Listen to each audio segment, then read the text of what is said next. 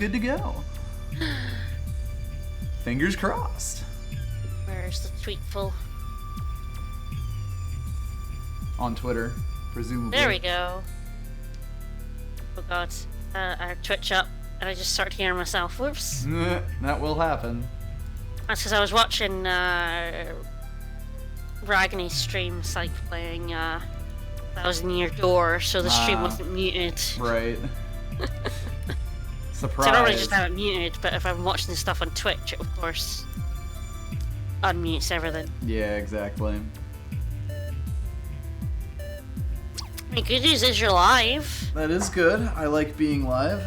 Right? It's nice when things work. Sure is. It's nice to get this sick music in again. I'm kind of sad I won't be able to hear the music. Yeah, the music in this game is super funky. The music was really good. The music is definitely one of my favorite things in this game. Like, it just sets the whole tone of it so well. Very atmospheric, yeah. You know, it's why a game like this feels very different from a game like ESA, which is much more like lonely sounding music, kind of. Mm-hmm. It's exciting in the boss fights, but it's you do spend a lot of time sort of just wandering alone. It's very atmospheric in that way, whereas this is like, you know, always grinding. Basically, almost every area has very like active music like this. Admittedly, yeah, you're going around, you're glitching things. Yep. We'll be doing a lot more of that glitching today, and I'll also kind of have to remember what the fuck I'm supposed to be doing, because I know the game really well up to this point. We'll see how well I know it beyond that. Alright. And yes, hello, Pork. Hello. You're here. Here to Axiom Verge. Letting things warm up. Hello, Pirate's Gap. Does the name actually mean anything, or is that a spoiler? Or... The name sort of means something. Like, there is more story that happens with this, and like side items that you find that have something to do with like mathematical proofs and stuff that we'll get into as I find them, although I can't guarantee I'll find everything. This isn't Bomberman, this is no 100% run. Exactly. I mean, there's some stuff here that's actually pretty difficult to like figure out. Yeah. And I'm not trusting myself to remember every little thing. We've definitely missed some stuff. It is worth noting, though, that a lot of the bonus stuff is just extra weapons, because, as I may have said, there are 30 weapons in this game. Wow. Yeah. Almost all of them are, like, bonus stuff, and some of them are actually, like, really not... I think 3 of them are actually exclusive to playthroughs. Like, you can get one of the 3, but I might be wrong about that. You might be able to get all 3 in a single playthrough. Did you figure out how... Because you said there was, like, the... scan lines, hidden areas. Did you figure out, like... I think I might need something even further, but it's also possible that it will have been that it hasn't been introduced to me. Oh, okay. Because I do remember them bringing it up very briefly at a certain point of the story, and they might not unlock until then, but I didn't look up to see if that was why I couldn't get into them. Yeah. We'll see. We will definitely get to the point where I, like, found one my first playthrough, at which point I know for sure that I can get into them. There won't necessarily be one there, because those things change depending on your playthrough. And basically, there are special areas that are seeded when you first start the game to random places around the map, and they're different per playthrough, is kind of what that comes down to. Oh, as I see, there's a speedrun option for your speedy martinis. Yeah, so speedrun is basically takes out cutscenes and has a few other like little things to make it more convenient. Yeah. Which is very nice. I can't remember what all the exact differences of it are, but it's cool that there are like games that have speedrun options for them. to make it more friendly. Nice. Anyway, I think we can get started just about now. Yeah, sounds good. Yeah, this playthrough with the much smaller health bar is probably the one we're looking at. Maybe. Pretty sure that's us. So we're scientists. Our experiment went wrong, and now we're here? Yep. We had an explosion in the lab, and it appears to have brought us to this, like, place between dimensions or something.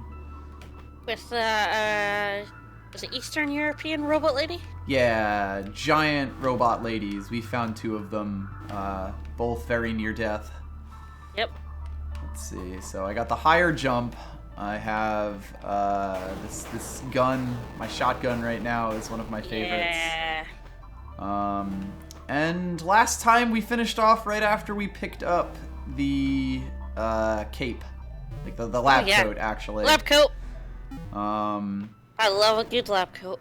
Yep. And this one gave us some maybe slightly non-scientific powers. So now we're pretty much free to wander around and you know, figure out where we can find one with walls that we can phase through. I think I ended up leaving my lab coat. Hang up your gun and lab coat. Well, the thing is, so many other people borrowed it. I felt bad if I took it away. Yeah.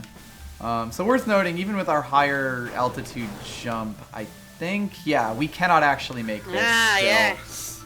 I don't remember if I showed that off, but yeah, we are still cut off from that, even though we can jump higher now. But we can go up here. Oh, and we also have this glitch gun.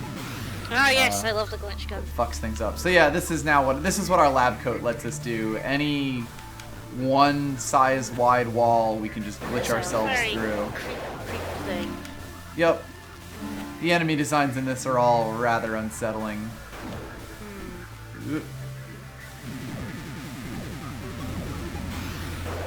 I do love the glitch gun. I think that's a very interesting.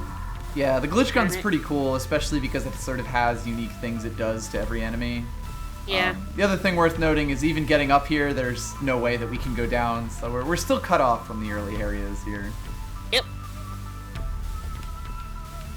But yeah, like I was saying right when we got this the first time, this was really the point in the game that for me, I was like, oh shit, this is awesome.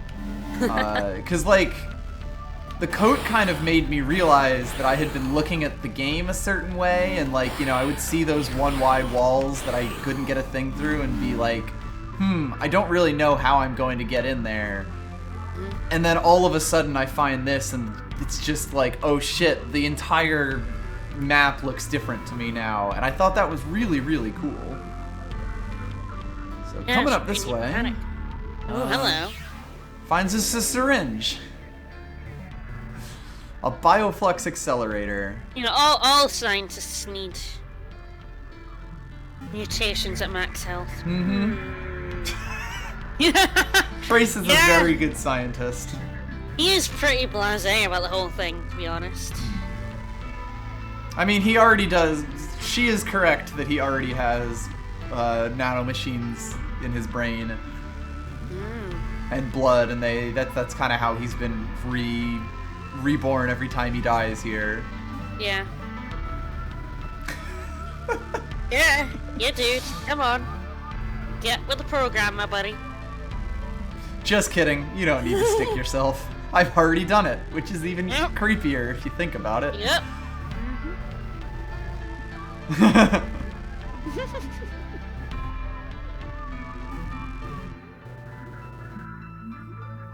So this is basically the, you know, sword beams in Legend of Zelda when you're at full health. Ah. Although in our case, it's, weird scorpion tail things. Okay, the fact that he isn't screaming right now. So basically the way this works is every time I hit the fire button, although it does, I believe, have a certain rate of fire. Okay, yeah, if I just hold it down, these things will shoot out and do a little bonus damage, but only straight out. It doesn't really matter which way I aim. And this is the sort of thing that you'll find that'll just up your damage. Pleasing Fungus, if you hit the first Axiom Verge stream, no. This is the second one. This was literally right next to the save point that we started at. Yeah. Axiom Verge was like a Thursday stream where I was at home and couldn't stream because of my broken game. Yeah, I thought you were around for the first one.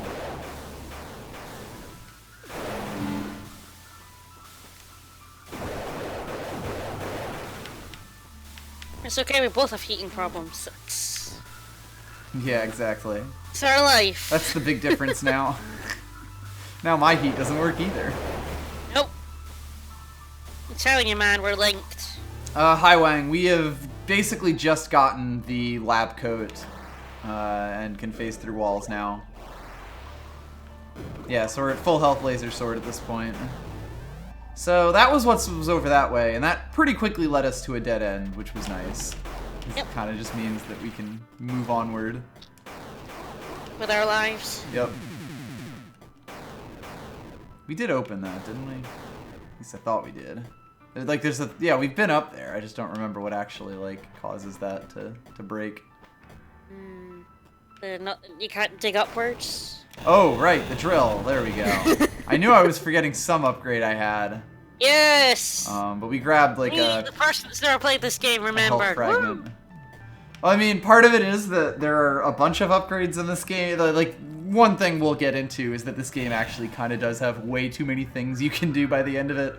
Yep. And sometimes it can be a bit tough to keep track of, like, what we have and haven't gotten at this point. There's one particular item that I really laud them for not giving to you for so long, but I keep being like, okay, when am I gonna get that one? But, well, we'll get there. I think it's pretty soon. It might be our next upgrade. Yeah. Either way, we are now just going around looking for extra width walls. And it's kind of good because we're basically starting up here at the exact point. Like, since there's a point of no return behind us, we can kind of pretty thoroughly check all of these rooms and find places with one width walls for us to go through. Yes, it does seem to gate you a lot. Yes, the game gates you, like, fairly subtly, which I kind of like. It doesn't go like, you know, oh, this door's locked behind me, now Don't go block. Doing this thing. It's much more like, this jump is something you can't make yet, which I do appreciate that it does. So yeah, we went, okay, basically this going up from here is where we got the lab coat in the first place. Yeah. And I believe we were cut off from all the doorways that you can see above us. So let's continue along the path that we normally went along. I mean, you can talk about your experiences with the game as long as you don't spoil it, because I've never seen it before. Yeah, so, no spoilers. Don't spoil the game for me, folks. Nothing later. And it is very much a game that I have, like, so many really nice things to say, and so many, like, I wish they had done this better type things to say. Yeah, so don't worry about, like, slagging it off or anything. Like, it's not his favorite game in the world. He won't hurt you. Yeah. I mean, even if it was his favorite game in the world, he wouldn't hurt you. Probably. I'm the person who would hurt you for slagging off my favorite game in the world. He doesn't care. Yeah, because I mean, hell, even one thing that's already becoming fairly apparent is that a lot of the combat encounters do turn into this sort of thing where you're like hiding in a corner or finding the best place to cheese an enemy. And sometimes it is just down to you taking a bunch of damage as you kill it. I do like, the trapped healing zone.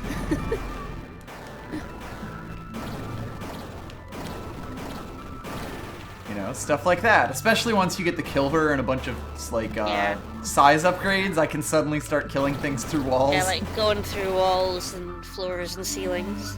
I know for a fact that we can't do anything in that bluish room on the map because that's where where the other alien lady is. That's basically what that room color signifies, that those machine ladies are in them. and I know the way that I know what we have to do to get out of the 2 exits that are in that room, and we don't have the powers for either. Yeah. And then this one's a bit tougher, and that's making the noise, so we can't quite get the, can't corrupt that one. Yeah. No corruption for you.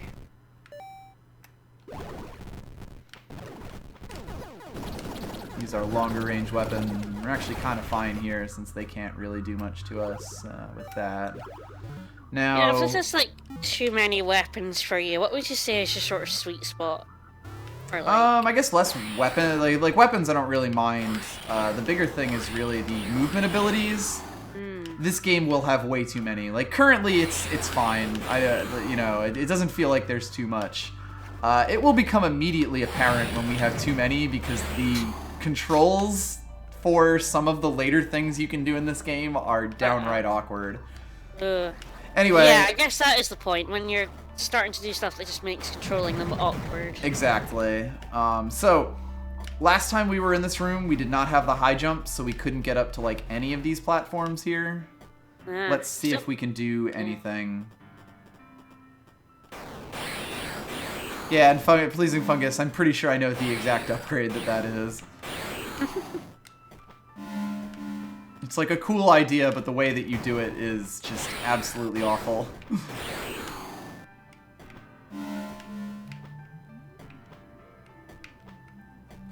I don't know, I like the way that the movement overall feels in this game. Also, this was another one of those moments where yes, just before you get this, the cloak, you might remember that we were in the set of rooms above this, and we were able to fall down and see this node.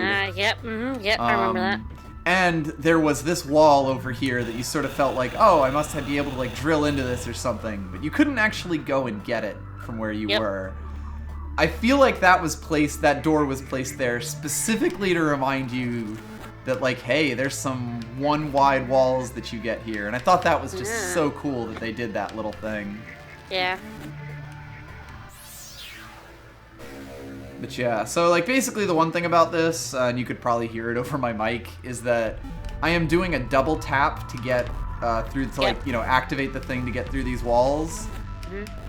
This isn't the last double tap thing, and while like walking into a wall with a double tap is not so bad, there are gonna be things later that are issues.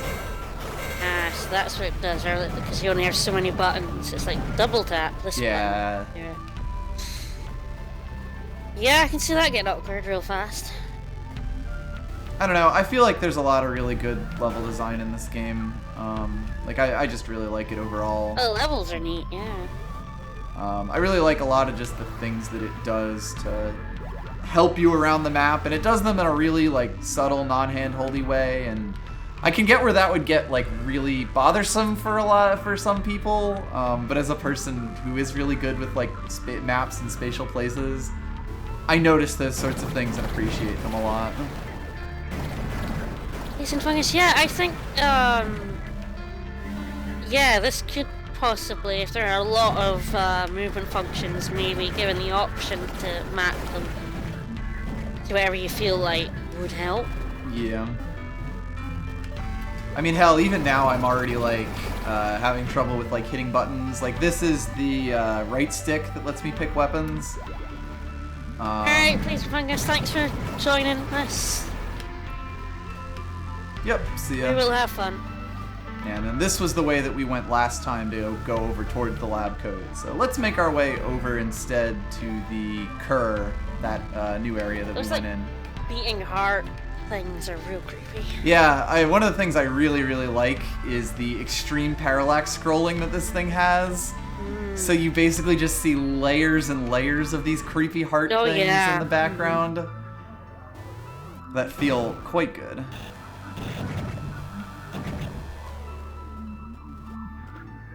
Anyway, through the level boundary.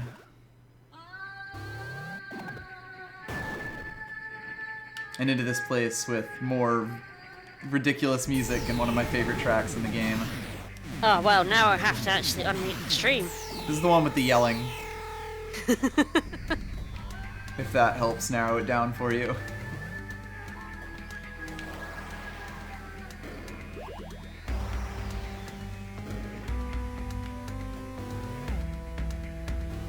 Yeah, this game came out during like a pretty big glut of indie Metroidvania type games. You know, like ESA also came out at a relatively similar time to this one, and ESA is one of my favorite games. Like, I only played it this year, but oh my god, I love it. Nice beats. No, I have not played. Like, honestly, I haven't played a lot of early NES games because I never owned an NES. Nah, neither did I. I never owned any early systems. In my bag anyway, but... Ah, you missed. Just trying to remember. Ah, right, this is where the explodable walls are. Yep. I'm gonna basically go through all of these and see when we find a door that actually, you know, has a thing we can do. Because yeah, it's not this one. Can't do anything about these glitches yet to get to that lovely egg. Not got a powerful enough glitch yet. Yep. One must glitch harder. Mm-hmm.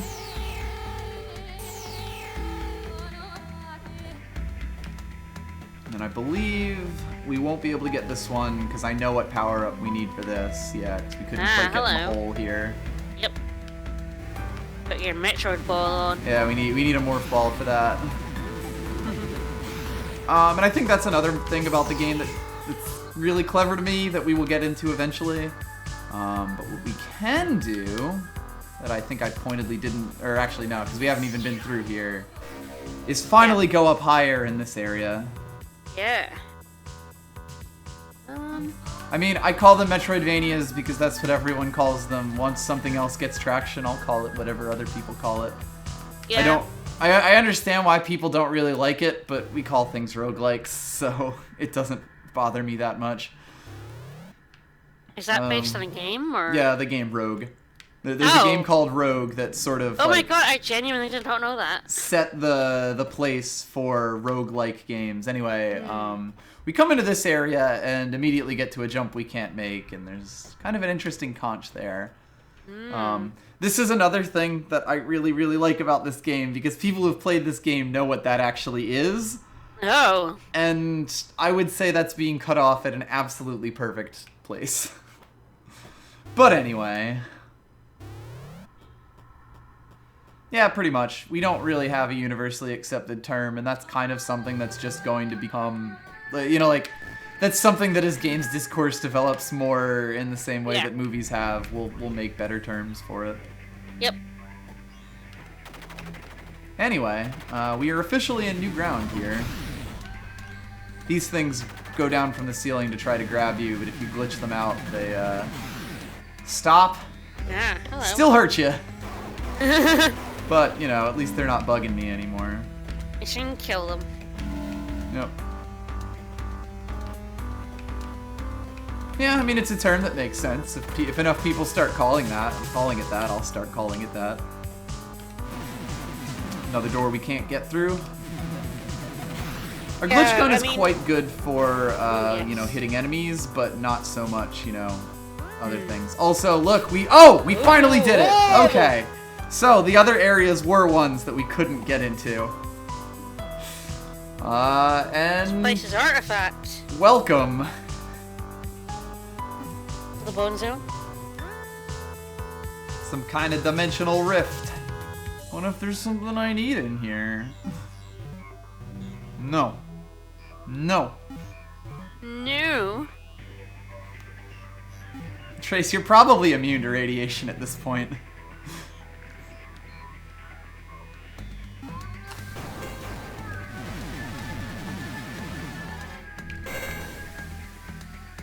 Oh, he's a big farty boy. Indeed. Yeah, so basically these are randomly generated areas. Boy, I wonder if I can even kill him at this point. Like, he may have just put us in a very awkward place. Because, yeah, I can't fucking shoot him from here. You can, I think with a better glitch gun, you can actually corrupt these guys. I may just have to take a hit to get through this. Because, like, his AI is stuck on attacking me because I'm in this position. Yep.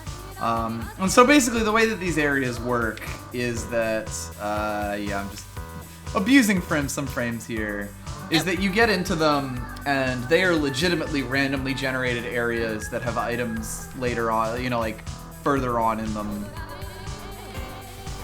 which is really neat. I really like that a lot. And I think we'll just have to go around these guys for now. We will eventually be able to kill them. Someone said drill, but... Oh, will the drill do it? Quite possibly. You get like real close for it, though. Yeah, there we go. Which again is another problem the game has. Yeah, there we go, that works. Good to know. And they have defense mechanisms. And so these areas, because they're randomly generated, they do end up being kind of like creepy, interesting platforming challenges. I quite like them a lot. They do tend to be quite tough. They're a neat thing to have in the game because they make it so that even your, you know, like, you can find new shit even in a totally different run. You know, like even in a run where you've beaten the game 100%. We haven't even seen these enemies before in the real world. They're sort of like moth things, and they have like little baby versions that are much more annoying. Is Souls-like actually a term? It's a term people have sort of started using. Ugh. Yeah, well, I mean, that's sort of what it's... You know, you get comfortable with the term roguelike because you've heard it enough times and don't necessarily... It's been completely, like, separated from its actual... Sure, I had no idea Rogue was a game. Right, that's what I'm saying. It's sort of been separated from its original context entirely. By the way, this acid here actually can be glitched from regular acid into what I think is standable. Yeah, there you go. If I glitch that out, I can stand on the acid. Ah.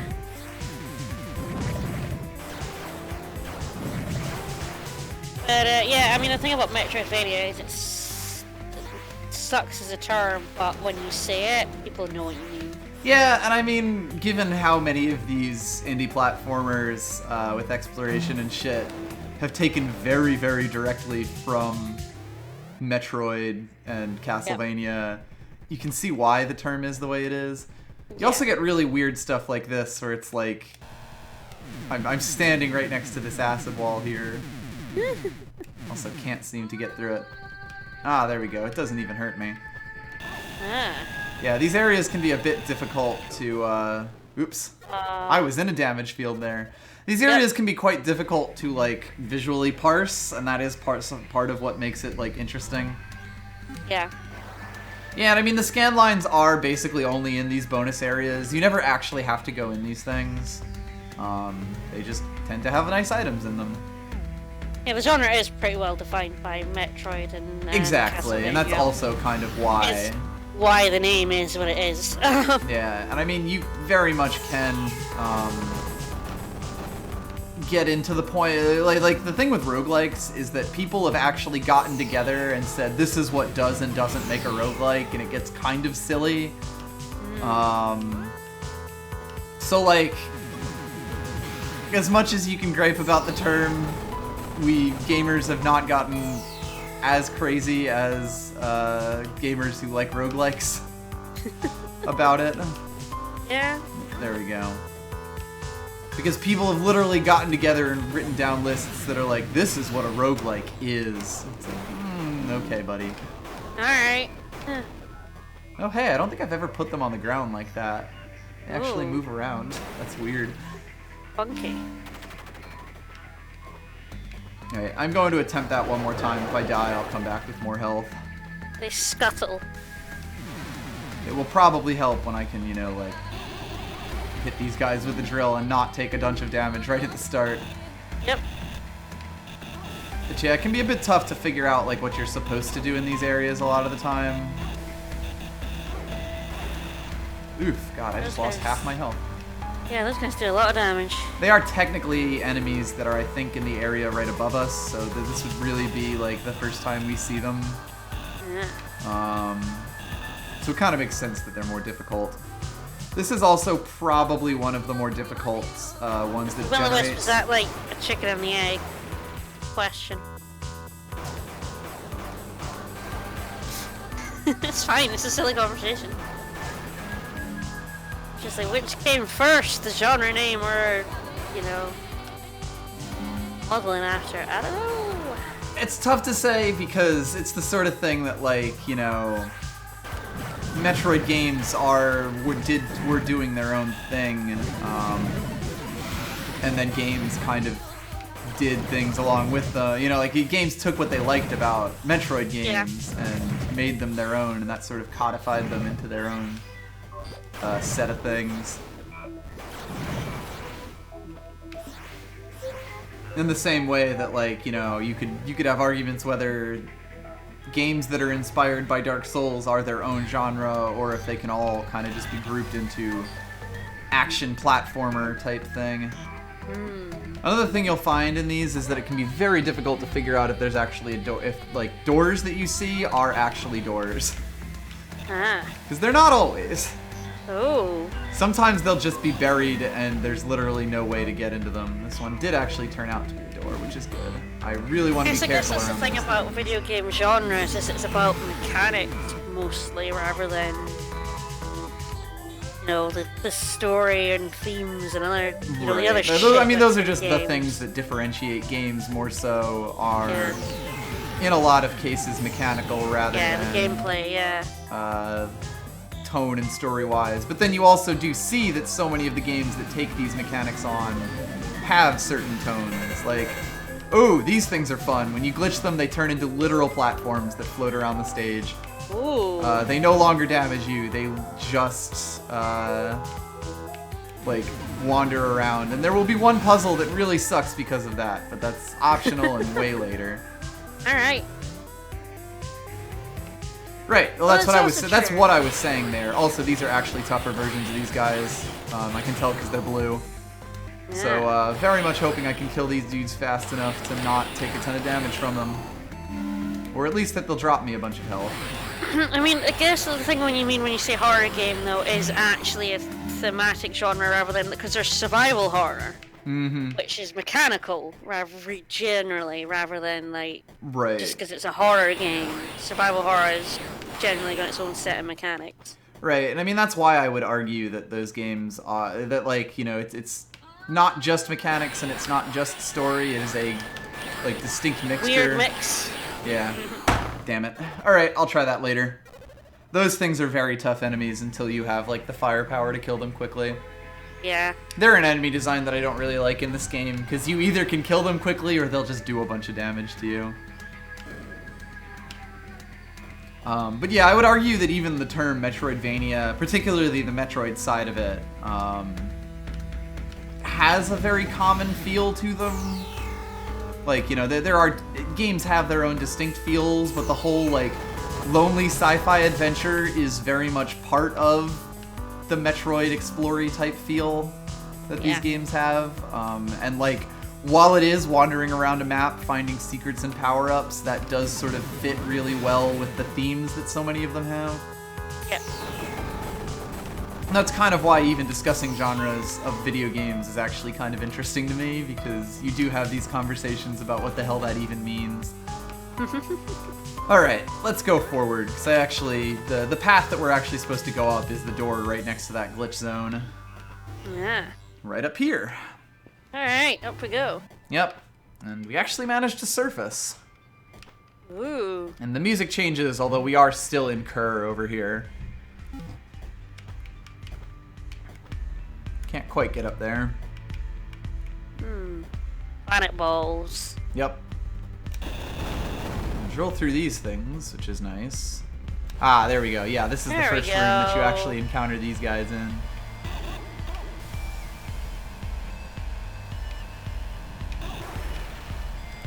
These chufky boys. Phase through this wall. By the way, worth noting, I think I might have mentioned it last stream, but one of the prerequisites for being able to phase through a wall is that there is ground in front of it, which is another subtle way that the level design communicates things. Like, if they didn't want you to go back through this wall, they could have just removed this block right here and it would have been impossible. Yeah. Which is really neat, and I like a lot. Yeah, pretty much Civil Twilight. That's gaming, baby. Yep. Yeah, another glitch wall we can't get through, so let's go up.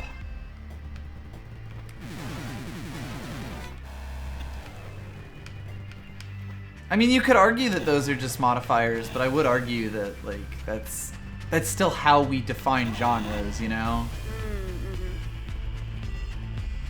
And, like, I don't think it's a coincidence that most Metroidvania-type games are set in space. That's, like, part of the thing that comes along with it. And part of that is just that, you know, Metroid did it, it was cool, and a lot of people really like Metroid, but that's how genres happen.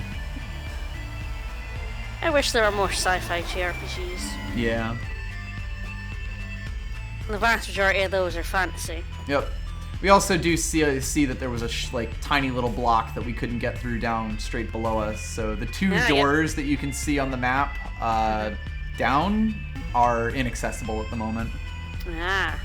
And I think if we go over here, we'll get railroaded pretty quickly as well.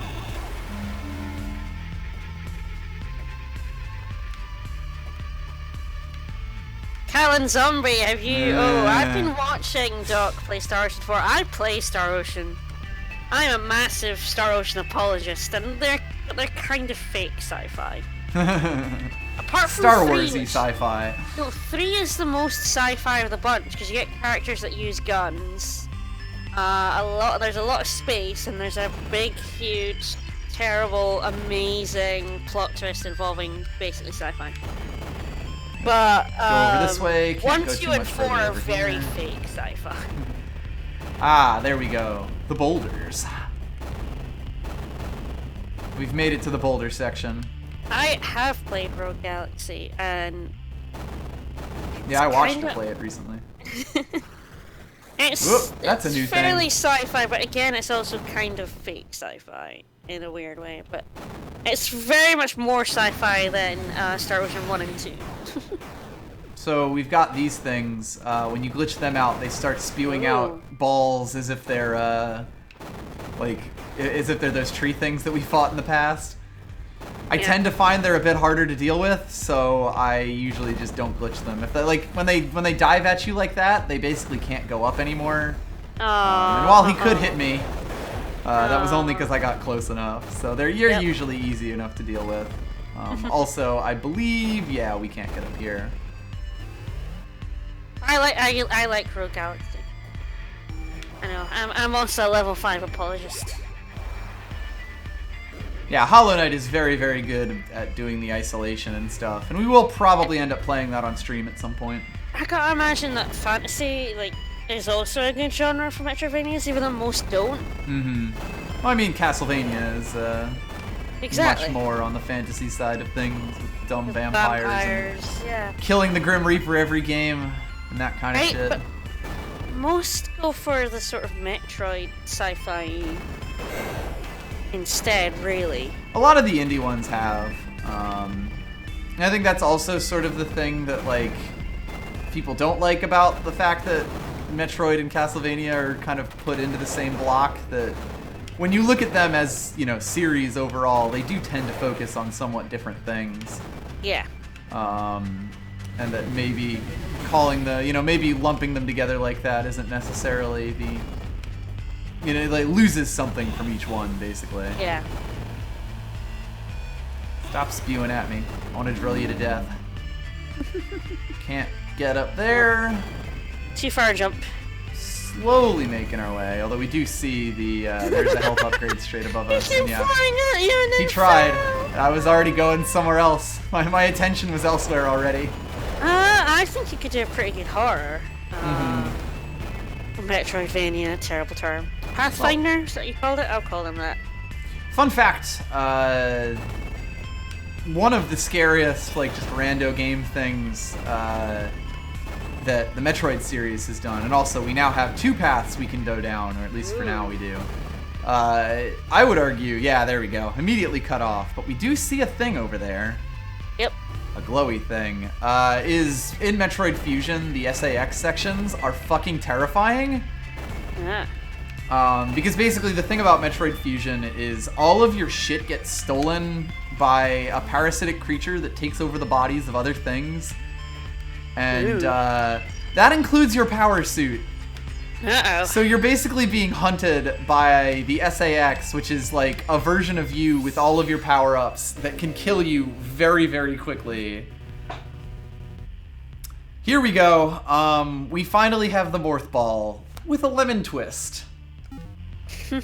See, here's the thing about it. We can't turn ourselves into a one-thing tall thing. What we can do is shoot out a little drone. Aww. It's adorable. It looks kind of like a tick. Adorable. And it has like a little mining laser that acts sort of like our thing. It has its own health bar. You can see that on the top left. Yep. Mm-hmm. And this is basically how the game does its Morph Ball. And I thought that was really clever when I first found it, you know? Because, like, you take that thing that's like, all right, how do we get down these inch-high walls and turn it into its own little mechanic that gets its own sections. I thought that was a really nice thing. You can also break it up with that and send it back to you. And so we do a lot of platforming with this thing. Yes, the adorable little tick boy. Good little tick boy. But yeah, you could totally do a horror game in this style. Come at me. Yeah, this is one that I will glitch out. Or maybe not. Goodbye, my friend. Goodbye, my boy.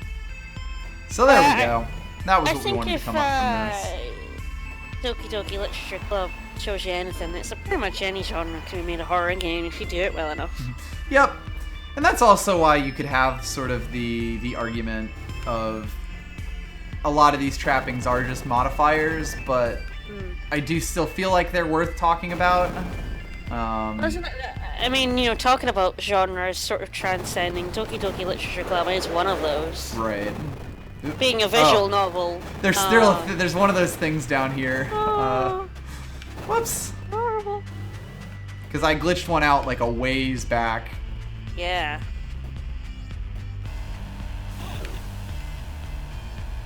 Anyway, we should now be able to get into a few places we weren't able to before.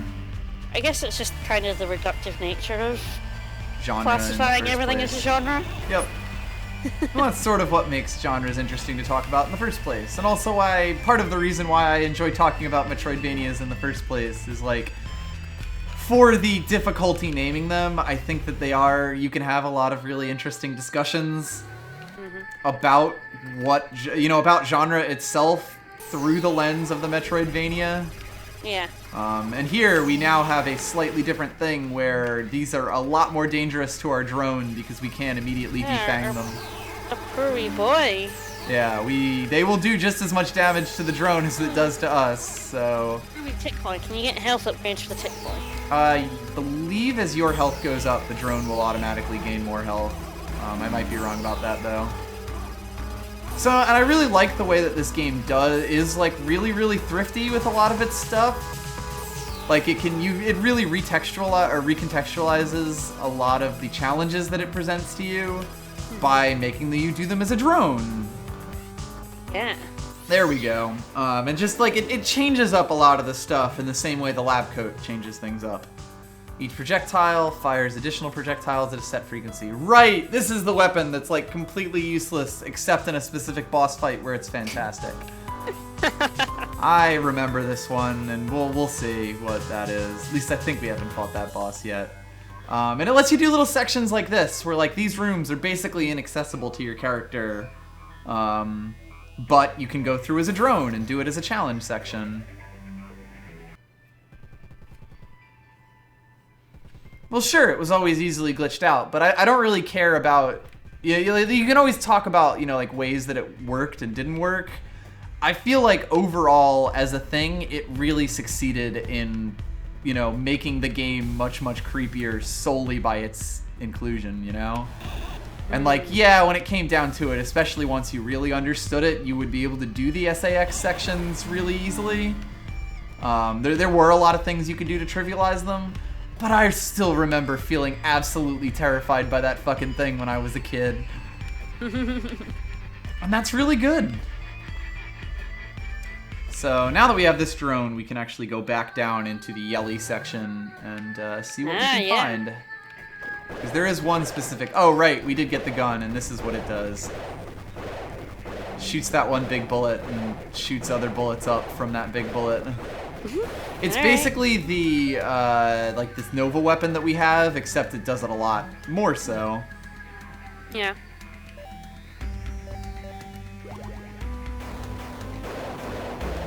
So let's see. One of the rooms that we could get into but couldn't do anything. I can't remember the specific one, but we can pop in there. Another thing, since we're here, I'm pretty sure we will get railroaded at some point, but I can actually go back to the other section. I might check out, like, if there's anything over here that's worth anything. So there's, like... I'm pretty sure... I'm not 100% sure if I can get anything new here, but let's find out. Alright. This is where we got the high jump, by the way. Yes, it was. I remember this bit. I died here. Yep. Which I'm sure makes you very excited for my prospects going forward. Hell yeah. I think I have more damage than I did before. Okay, there we go. We can at least do this now. I might need to, yeah, there we go, shoot the drone in to make sure it can get in, but... So yeah, now we look for little morph ball places and find all sorts of fun new things. Yeah, you can get power bombs, or you like, she can power bomb you, which is absolutely terrifying because it blows up the wall between you. There's so many really good things that the SAX does, and as a mechanic, I think it's one of those things that works really well to put a feeling in the player, and I feel like we don't always give enough due to mechanics that do that. Oh god, yeah. Also, I just got an extra health thing because we got our 5th piece of heart. 5 nodes, alright. Alright, so that was all that was over there. I think I've shown off that you can definitely blow those things up, but there's no way we're getting up there for now. Yep. Hello, Doc. Welcome to Axiom Verge. Doc, welcome to the stream. I'm currently, like, re-exploring things. We just got the morph ball drone. And I am coming back to this room that had the high jump in it. Oh, hello. So, you can get through here, but there's not much you can do here. I believe this is a room that you kind of keep coming back to. Yeah. Because eventually we'll be able to phase through 2 wide walls. I don't think I'm spoiling too much by saying that. Like, we can get through here. I don't think this will get us anything, though. And I think one of the things that this game does do really well is get you to start chaining your abilities later on. Like, sometimes you'll phase through a wall and be like, okay, now I'm here, I can throw my drone up there, and then the drone will be able to do this thing. Which is kind of neat. Yep. Anyway, we went through there, and hey, we got a health node for it, so it was worth the trip.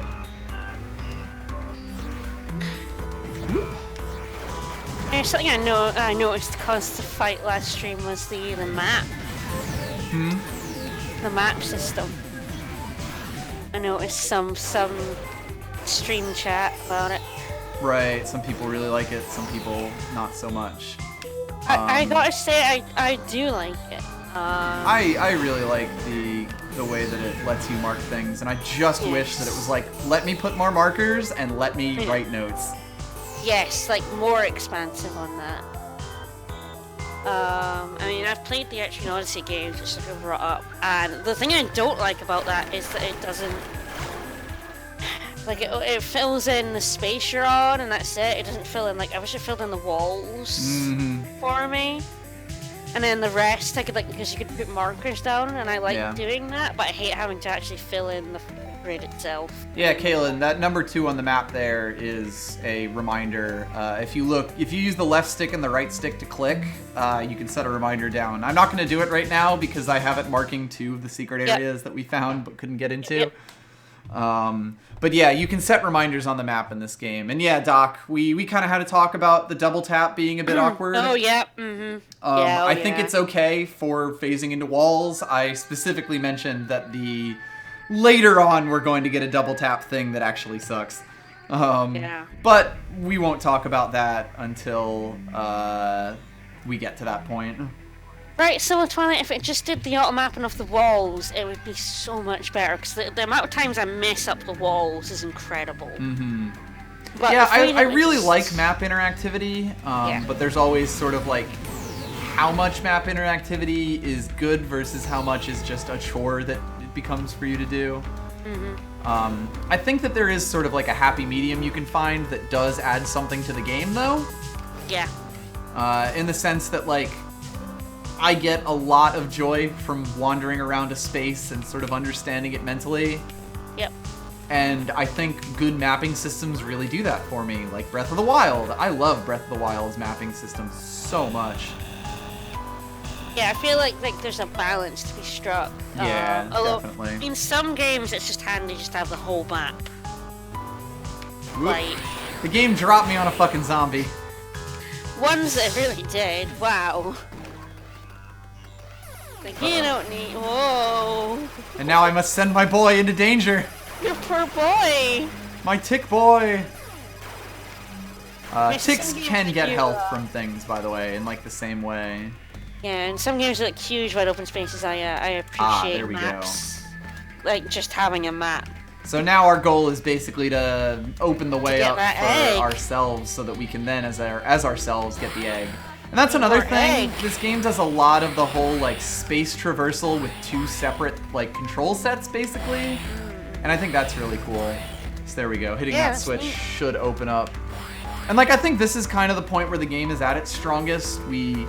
When you get the little drone, I think that opens up just enough of the game that the control system is interesting without being a burden, which it does eventually become. Our Let's see little what we tick boy get is here. really cool. I like your little tick boy. Yep, the Tick Boy is pretty great. Now we pick up the Address Disruptor 2. We have finally now gotten this key Ah, hello. and can open up, I believe, not all, but most of these glitch blocks that have been blocking our way. And so this really opens the game up for us. Gonna very carefully maneuver here to try to get hit as little as possible. At least until we make it up to here. Not hit, always good. Yep. I'm also going to take a quick bathroom break here. Could you? So I will be I'll- right back. I'll argue about genre some more. Sounds good.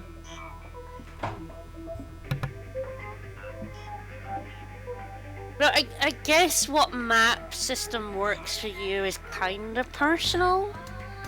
In a weird way, some people like really just want a proper map that shows them things, and then they can go to those things and explore that way. You know, like my older brother probably does. He likes just having maps in general, and planning paths and doing stuff like that. And I guess some people prefer not sort of no map, but a sort of map you fill in yourself. A lot of people like the etymology that way. Yeah, some people really like making their own maps. And I sit somewhere in the middle. Where I like having maybe a sort of general map, overall map, and then I can mark points of interest on it when I explore. Or like maps that generate like this room, like every room you go in, it generates it. And some people don't care, it's fine. But yeah, and I think you're never Atlas Hello. there a lot. Hello. I'm talking about how sort of what style of map you like is quite personal. I definitely agree with that. There are sort of like quality of life things that most games could probably stand to do, but Yeah. in a lot of cases, when you get down to the question of how much you want the map to fill in for the player versus how much you want the player to do their own work, Yep. there's a really big spectrum there Oh, that God, some people absolutely love taking graph paper and making maps out of it. And it's probably a relatively small number of people, but some people are totally happy with a game that gives you no map at all and makes you do it yourself. Yep. Other That's an people Axiom Odyssey. find that makes it completely unplayable. Yeah, some people just want the map to tell them things. That's fine. Yeah. 'Cause that's what maps do. Yep. You get a map and there's points of interest on it. Yep. It's I the same. believe My older now brother, that's the kind of map he likes rather than making his own map. Right. He wants a map that tells him things, and then he can decide what to do based on what's on that map. Mm-hmm. And I also think that the last few years have been really, really good for maps and games. Yeah. Like, Breath of the Wild's map is an absolute triumph, as well as the way that it marks objectives, or like... Because basically, I don't know how much of Breath of the Wild you've seen. Very little. But one of the really cool things about it is, one of the core features is that you can look at a place using your scanner thing. Yep. Point to a specific place just out in the distance, press a button, and it will mark that on your map. Ooh. Wherever that is, wherever you just pointed. And that was, like, I think that might have been the moment I fell in love with the game. When it introduced that mechanic to me, because it makes exploration so much better overall. Yeah. I believe this is progress, so let's just I would go think do so, that. yeah. Ooh, another outside. Yep, we have gone back outside, and there's sort of giant bubbles rising in the distance. I do love thinking about the scale of those bubbles, because those are behind mountain ranges. Yeah. This game has a lot of shit like that, where it's just like... The backgrounds are so ridiculous if you pay a lot of attention to them. These enemies are real fuckers, by the way. They lazy chase you around, and it gets really difficult to avoid them in certain areas. I like it. They also do a ton of damage. But yeah, and this is actually kind of one of the things I really like. Also, I like that glitch tree up there. Ooh, We have once again found an area that we cannot quite glitch through with our current gun. And that will be consistent. You know, we've seen sort of green glitch type things before. Those our gun will not be able to get through. For example, I was wrong about this being progress. This is sort of just an introduction to Eden, another area. A fairly late game area at that. Okay, so yep, looks like this is not quite the way to go, but good to get that out of the way. Yep.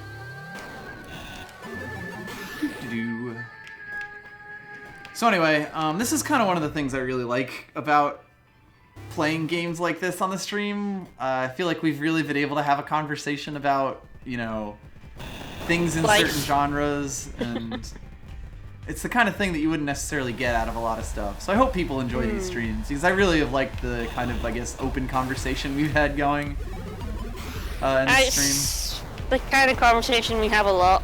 Yeah, that's true. We have these together, and I like kind of having them in an audience as well. You know, like having an audience you can chirp in as well. Yep. With their feelings on these sorts of things. Yeah, there we go. This is now open to us. Let's see. So there isn't a save room until a little ways up, but eh. The nice thing about this game is saves are more of like checkpoints than pure saves, so if we die, we won't, like, you know, lose permanent progress. Which is nice. I like that it does that. There's games where that wouldn't necessarily work. Oops. I'm very good at this. I'm very, very good at this. Well, that thing is very mean to them. Shooting at exactly the right angle to fuck me over. Yep. Okay, I hope other people are enjoying this, because I'm having a lot of fun with this. Also, this room may look familiar to people, mainly because a lot of the, like, weird glitch rooms from the glitch worlds often take directly from rooms that exist in the game. Yeah. Oh yeah, hello. Start standing in the acid room. Yep. And, oh, you can also tell the reason you can glitch that, the slightly lighter pink goop, but not this stuff. And it's much more obvious when you're in this. Yeah, when you're in this world than in the Scanline glitch world. Yeah. There are a lot of things that do not parse very well in the glitch worlds. Yeah, because of the visual. Yeah. And the way that things are, like, rearranged. And the thing I like about when the glitch world does stuff is that often these rooms, even if they're the same room, will have, like, a totally different entrance and exit. Yep. Yeah, they were, like, opposite. Yeah. Yep. Whenever you jump into a room with these things, you very quickly try to, like, hit these guys before they come and Oh, can we glitch these? Yeah, there we go. We can glitch these guys now. Although our laser buddies can blow them up, I believe they can do that natively. Hello. Yeah, I mean the shotgun does make a lot of these things a lot easier. Oh, there we go. Ooh. We did just blow up a wall there, and there are actually specific walls that only these guys can blow up, sort of like the donuts. Yep. Let's see. Ah, yes, we can make our way up here. Hello, Ticky boy. Yep, we're back to the tick. A lot of the time the tick is set up like this, where you'll get, you know, like side areas that you can shoot your thing up into.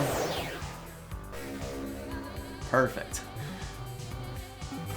Elf node fragment. Complete that for just a little extra stuff. Music's stopping up again, or changing up again. And our background is very different here too, although we are still, in Kerr. Kerr is very large. Also seems to be like some thorns or like a fucked up rose kind of thing over here as well. And it's like a face. That's weird. Yeah. I believe this is the area of the first glitch zone I ever found. Ah. And I was able to walk in. Also, you can't hear this, but it's making the noise. The boss room ahead noise. There are two save rooms right next to each other here that are like completely opposite sides of this map because you have to traverse so far to get them. Cute little thing. Yep. And yeah, the shotgun is just very, very good, especially when you size it up and power it up. Of the weapons we've found so far, it's easily the best one, except in situations where we just can't get anywhere near enemies. Yep, there's the red door of boss fight. Ah. Ooh, another creepy boss. Yep. And I do like the boss designs, although yeah, this is the one I was thinking of. Oh, hello! Oh god, and he's got him a little face again. Yep. It's another giant armed monster. The little creepy faces they all have. Yep. That's actually the faceplate that's being shown here. Mm-hmm. Yeah, you can see it, yeah. I'm just a normal guy. I'm no demon. Don't kill me. What looks like...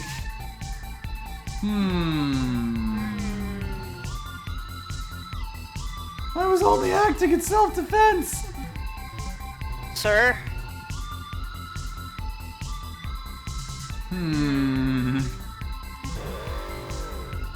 Well, we tried the diplomatic option. Yeah. Let's start off. Not much we're doing here. It works very well. If you recognize the boss pattern, or like the patterns that bosses have kind of set up here, you will probably realize that those like glowy green things that are behind the boss are like the target that we're aiming for here. Yep. The thing is, it's kind of tough for us to like get them. Yep. However, we do have weapons that can do that. That can shoot under him and do it. Double, however, and this is something that might fuck you up because it's very easy to miss this hypnoatomizer. This weapon fucking destroys this boss.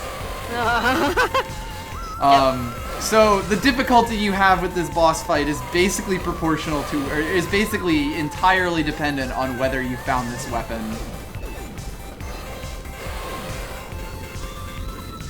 Ooh, flamey. Yeah, so like, this boss has a whole lot of tricks. You can kind of just stand in this room if you found this weapon and spam him to death.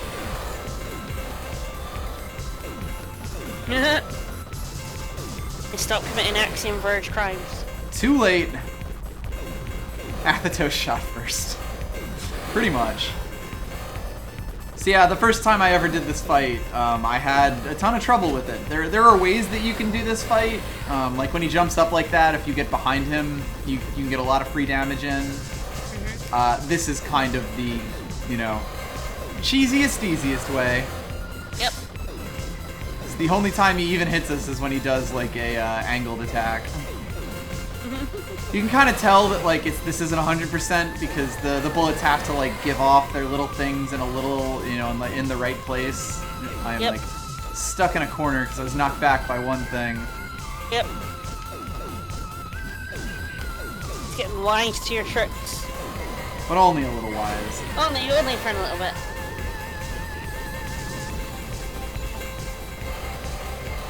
I mean, it's pretty red now, so I can't imagine he has that much health left. Yeah, those are the only shots that are actually kind of dangerous to us when he gets all angled and shit. Doing this with like the like the Nova gun that you can explode a thing out in takes fucking forever. Like you can kind of already tell that this one's taking a while. Yeah. Elsinova, what's the deal with these things? Originally normal human mans. Yeah, I kind of guessed that from their faces. Used a pathogen to transform, remember small parts. Definitely, like, keep a lot of these conversations in mind, because I do think this game, like, it's not, I wouldn't call it an amazing story, but it does have, like, an interesting story. Yeah. Yeah, I am very interested to see where it's going.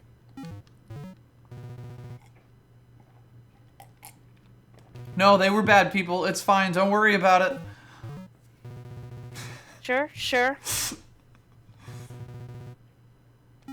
Nope, I mean, definitely kill them. You do keep trying. Mm-hmm.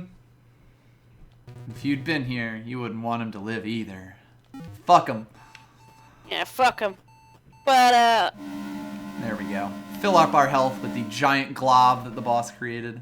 I mean, he does try to be like, no, I don't actually want to kill you. Yeah, he's very clearly not on board. Ah. Hello.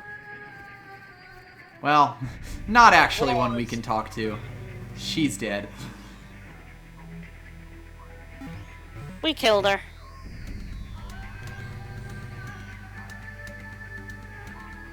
About that, Trace. So, another thing about these strange creatures, they did used to be mobile, but during this war with Apatos, they did kind of get all stuck in place like this. Yeah. And then they started committing drone warfare against each other. Hmm. You do get this idea that there's like all this shit that's been going on, you know, like long before you ever got here. Also, damn. Can't quite get through here, but it looks like you could. There's a block in the way. But Yep. Well, you might have been able to, like, you know, break it with the drone. Couldn't quite though. But anyway, you do get this sense that there's like a ton of shit that's been going on, and you also can sort of see that there's like a giant hole blown in this one here. Ah, yep. Like little ripped up parts. And I do like that the game does that. Ah, there we go. This is the first time we're actually encountering these fuckers in the wild. Hey-o. In a bit of an easier atmosphere, I'll admit, but... Yep. Nope, can't get through here. Looks like there are kind of holes blown in the wall here, though. Two directions we can go. This one's a room.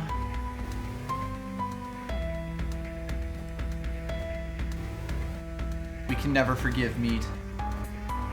Now, I want to say this is the one, yeah, this is the way that leads to a power-up. At least I'm pretty sure. Yeah. Ah, there we go. This leads to a story thing. So our whole goal here has basically been to get to the drone, to open up the drone system, and, you know, repair these giant machines. So let's see what we got to do next. Ah, we have to find Ophelia.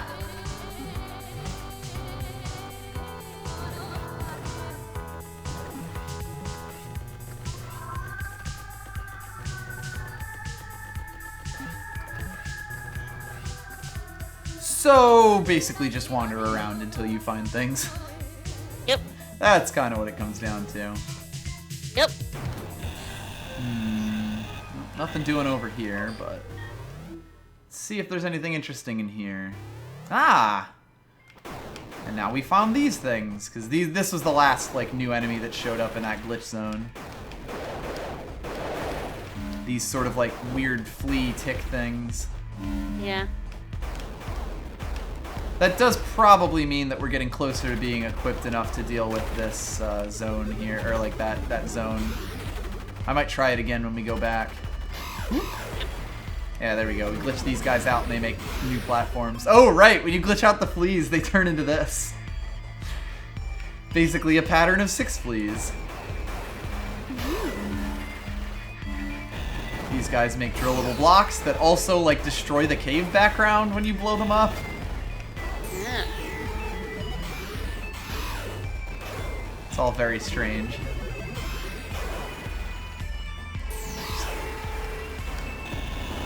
Carefully arranging it so that I don't get smacked down by these things. I am taking a bunch of damage here. Yep. There are a few places where you actually do need to do that to those guys, but for the most part, not really. Speaking based off the furry bugs. Certainly possible. Do you like them breaking the like sky beyond it? Yeah, I really like that, like, tiny little touch. Get that guy. I'm very low on health. Uh-oh. At least there's a save room relatively close. They are adorable little bugs Oops. that you're murdering. I fricked it. You fricked it. Yeah, the big ones are very mothy. Luckily, we're kind of right over here, so we'll be able to go back, and hopefully I'll take a little less damage. Yep. It's definitely possible, Quark. But I do think it was something that they found and was like, oh, that's pretty neat, and just, you know, threw in there, or did on purpose. Yeah. Oops. God, things do so much damage. Is that your new nickname for Vicas Brown Mage, the V-Man? Great. Alright, let's make our way up here. I'm just saying, it could be worse. If we double-barreled our names, you would be Vajayjay, and just imagine how awful that would be. It's way worse than V-Man. Fair enough. That's that. I'm pretty sure that that door over there is just, like, a way back to another area that we had been in, but it might just be its own room. Big. There's definitely a door outside of it. No, Verge, man. Axiom Vicas. Yes. We can also see that this room doesn't actually end here, because you can tell there's a wall out in that direction. Yep. But I don't believe, yeah, we can't actually do anything about that just yet. Yeah. So, we'll have to come through the other way. So, the little ones turn into 6 big ones. The big one turns into a single sprite-wide thing that, cycles through all of the different parts of that other one. Of its, you know, like all the 6 parts of it. Name. I know I've seen it. Hmm? Trace. Trace, yes. Keep forgetting. Vergeman. Trace Vergeman. Yeah. Trace Beautiful Joe, man. We call him Axiom Vergeman. Oop. A flea just fell from the sky on top of me. Attack from above. And justice reigns from above. Tell you what.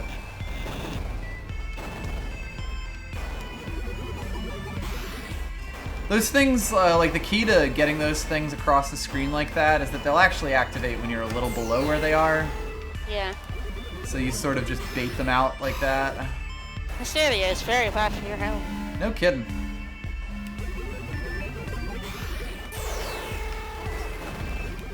Or just die. That's fine too. It's A-okay. There we go. I've now glitched that one out properly. Oops. And then one of those things falls on me anyway. Yeah, part of it is that a lot of these things here are just will jump at me very aggressively, and enemies that jump at you are generally very difficult in this game. Especially when you see more, like when you have to deal with more than one of them.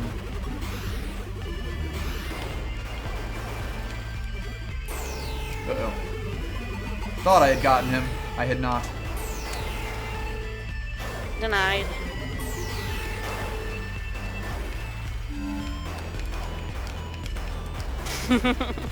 Once you glitch Speaking of them, a lot of the enemies Metroidvanias, can actually then. kill each other. Samus Belmont.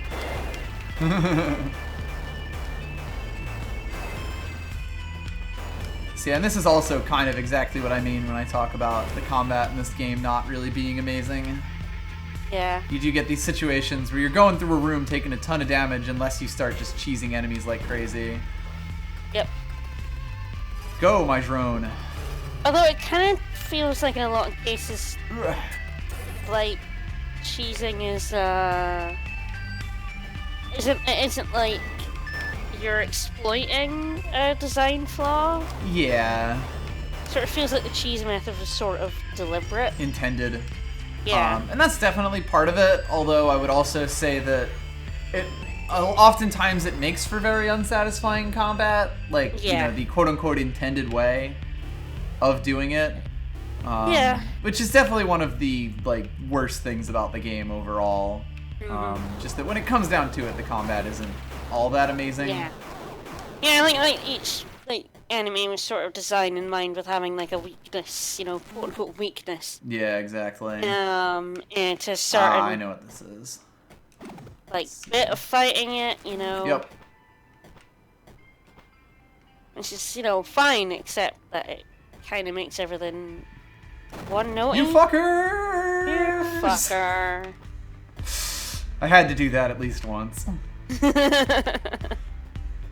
Let's see. You dick.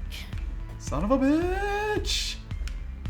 So further examination will show that we are kind of stuck here. Yep.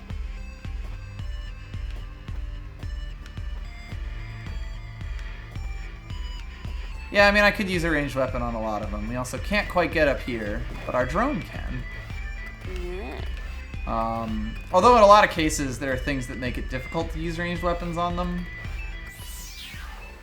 Yeah. And our extremely helpful boy finds a grapple bap for us. So this is kind of your standard grappling hook. Shoots out like this, basically on a diagonal, tries to grab things. The one thing I'll say about this is that it's kind of awkward once you actually grab onto something. You can sort of see that like that like swing animation that happens there is basically completely locked in. Yep. And that can make it kind of difficult to use, and I'm kind of used to Environmental Station Alphas, which is really fantastic and makes this one feel kind of meh. But overall, it's not too bad. Yeah, grappling hooks are one of those things that are awesome, but really difficult to actually program in well. Yeah, to like make something that feels really satisfying to use. Oh yeah, you can actually, I believe, yeah, so like hook it in and like swing yourself. And that's also kind of probably the way that you're sort of intended to do a lot of this stuff. But that doesn't feel super fluid. I don't know. When we play ESA and get that game's grappling hook, you'll kind of see why I feel the way I do about this one versus that one. Whee! My favorite grappling hook is worms. Let's see. Okay, yeah. So we're back up to here. Whee! Oh, see, I really like the ESA grappling hook. It has a lot of a learning curve for certain, but I feel like once you've mastered it, it really does work very well. Whereas if anything, one of the biggest issues this game has, damn it, is that we won't be forced to use this grappling hook enough to like really have to master it. Kind of spoilers for the future, but we'll be getting movement tech that basically renders it totally obsolete. And that does happen in ESA eventually, but it takes a really long time.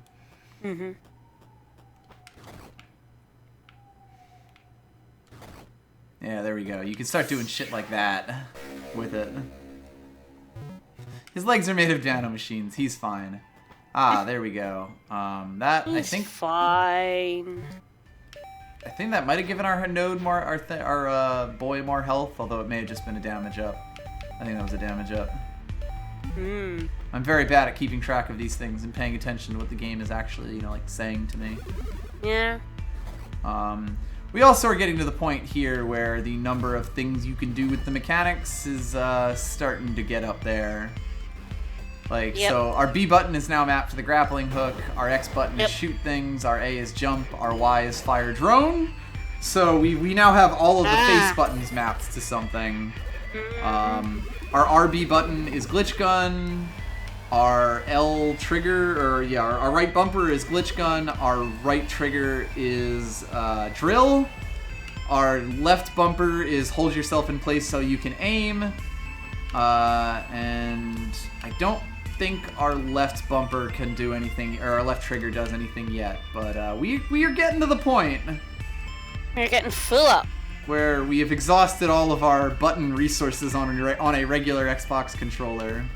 Hey, Deathspeak, join us from Map Squares.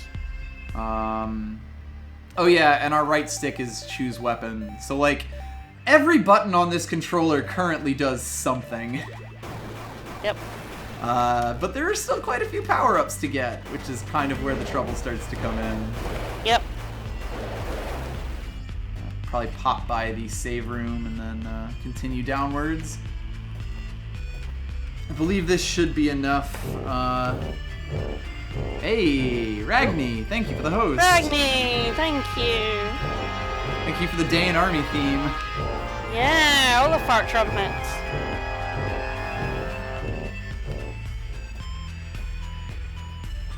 We are currently exploring.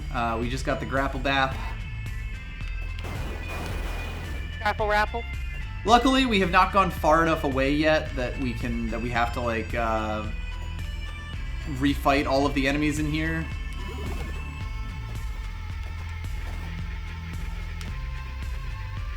I mean, it's much more Metroid-y than that. If anything, I would say the combat in this game isn't amazing. Calling something the whatever Dark Souls is the laziest fucking description of anything ever. Yeah. Like, I'm sure this game got compared to Dark Souls, but probably more so because we were in that age of journalism where all you did was compare things to Dark Souls. We're still in that age, though. Yeah, there we go. I think it's cooled down from where it was at. Like, it got to the point where literally every game where you could die in a boss fight got called the Dark Souls of X at one point. I know, I hated it. Yeah, lazy, this game has lazy. extremely... let's see, extremely too many buttons, and we are just starting to get into the point where we're getting there. It's just the Dark Souls of Metroidvanias. Alright, so let's wander around and see where we can get now in the older areas. I believe with the grappling hook, we can officially get back to where we were, or like to the older areas of the game. Yeah. However, you may end up getting pushed to different places in your journey. Ah, so that's a one-way right there. We can also fall down this, except it's just going to drop us in the boss room. You may have noticed there is a door up there. Yep. So let's go through that way, through that one-way doorway. Ah, right. These things will also fight the zombies. So you'll find stuff like that every so often. Of the little tick drones fighting the zombies. Which is a nice little touch. You know, I guess comparing games to other games has been the lazy, like... Yeah, Dark Souls like, is just forever. Dark Souls is just like the darling of things. And it's also the thing that has like inspired a ton of people. Yeah. I think that should be a full health node right there. I mean, you know, speaking of the genre name, Metroidvania. Yep. Every one of these games is quite literally compared to Metroid and Castlevania. And now we end up back in this room. Ah, there we go. We can drill downwards. Dark Souls is the demon's souls of Dark Souls. Of Souls likes. And I remember my brother getting Demon's Souls right when it first came out. Yep. Like, before anyone knew, like, it was a really... I don't even know if I want to say it was a really good game, but you know what I mean. Demon's Souls had a ton of critical acclaim at the time. Yeah. But it wasn't quite the same as like what Dark Souls would No. eventually become as far as the hype train goes. I mean, it's reason like it's Dark Souls and not Demon Souls. Exactly. So Okay, anyway, you'll notice we have now basically drilled our way into a section that was drone only originally. Mm. And that's how we got back into this area, which is a really nice touch.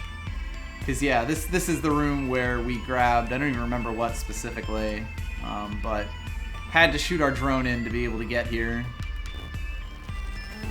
Let's just slip our way through here. Yeah, Yahtzee fucking hated Demon Souls. I do remember that.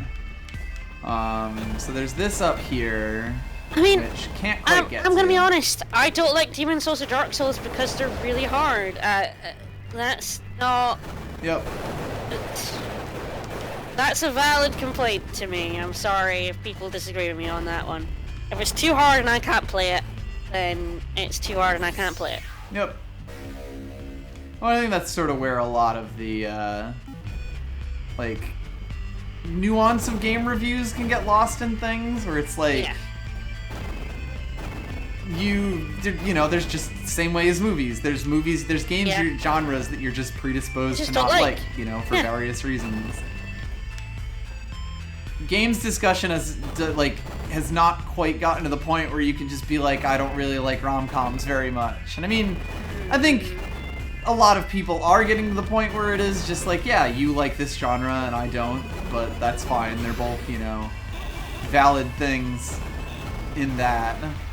But that was, like, for a lot of time, it really was, particularly with a game like Demons or Dark Souls, like if you don't like this game, you just have bad taste. And it's like, well, thanks. That's not very useful. The thing is that, it's talking about Yahtzee, I mean, it could just be selling it, but it also just could be that he didn't know how to play Demon Souls in a way that was fun. Yep. And then he played the later games and he found ways that did make them fun. And Pretty so now he much. likes them, you know? Yeah. Well, that's also part of it. Like, as much as you can accuse someone of you're playing it wrong and have that be like a be-all defense of the game, his review of Demon Souls was literally him narrating the way he had played the game for the first, like, X number of hours, and maybe we didn't know it at the time, but kind of was not playing it in a way that's, like, you know, most conducive Well, to... I mean, I'm not so much just, it's weird to say playing wrong, but more like playing it in a way that you don't find fun. Right. And of course that gets into the whole conversation of, like, Dark Souls 1 can very much teach you to play the game incorrectly, quote-unquote incorrectly, in a way that is less fun than you would get if you played it in another way. I mean, Yahtzee is very much an entertainer reviewer, really, rather than an actual reviewer. Right, rather than trying to make deep points about things.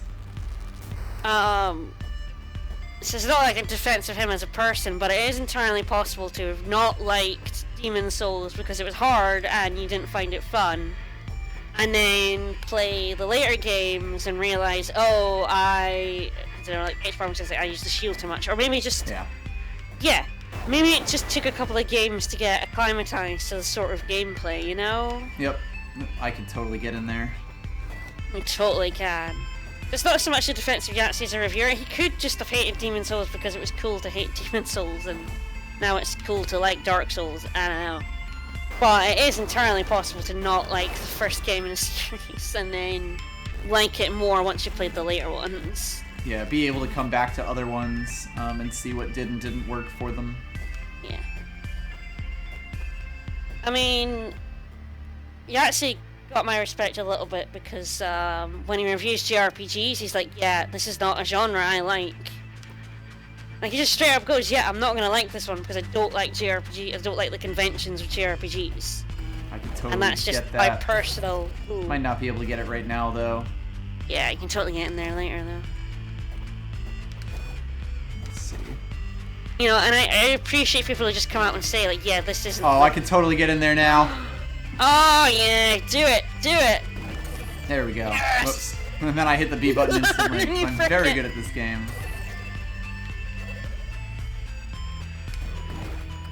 There we go. Because there are certain genres of games that I just don't like playing. There we go. And it's not really a fault of the game, it's just not Ah. my bag. Ooh. Useful. This is the second note of this type that we seem to have gotten. Nice. So I guess just keep those in mind for later.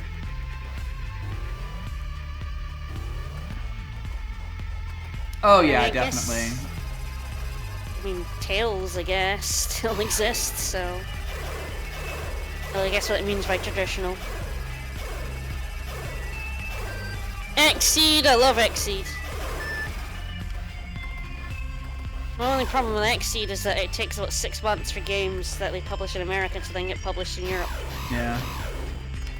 Working our way through this. Alright, fine. Screw you. Uh-oh. Our biggest challenge yet. A Roly Boy. Oh no, a Roly Boy! Dodge the Roly Boy. God, this thing has such long sections eventually. Ah, there we go. I knew there'd be some other shit. Oh no, oh no. This is a danger room for our Roly Boy. Indeed. Our Tick Boy. God bless this tick. Yeah, those things come down just fast enough to hit you if you try to scurry by them. Uh-oh. And yes, there are people who just enjoy being contrarian for contrarian's sake. As much as I love our H-Bomber guy, Yeah. he's definitely one of those people, like, absolutely. Likes Man of Steel, for goodness sake.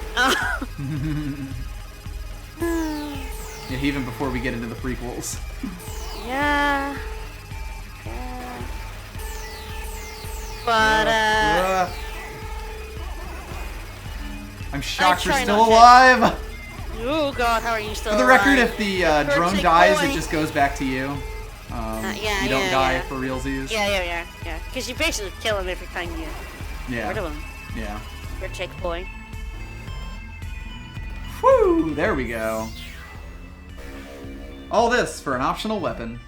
I love the Trails series, Doc. Like, massive love for Trails in the Sky and Trails of Cold Steel. And I, well, the second Trails game, oh god. Trails in the Sky first chapter I got on PSP a couple of months after it came out. I wasted quite literal years for second chapter. That game ends in a cliffhanger. And it was you also notice our drone years. getting his health back as we go along. Because also, Reflector. This gun I think also sucks, although it can at least fire more. Oh god, is Trails of Cold Steel 2 twice the length of second chapter? Because Trails in the Sky second chapter was like this gun millions isn't of terrible. characters You can at long. least fire this fast. Cause chaos. That is a cool gun though. Yeah. There are a lot of guns that are sort of like, I don't really remember if they're good or bad. Just because there are so many fucking guns in this game. The thing about Trails in the Sky, Ragni, is that it has a really slow start, but once I got into it, I was in.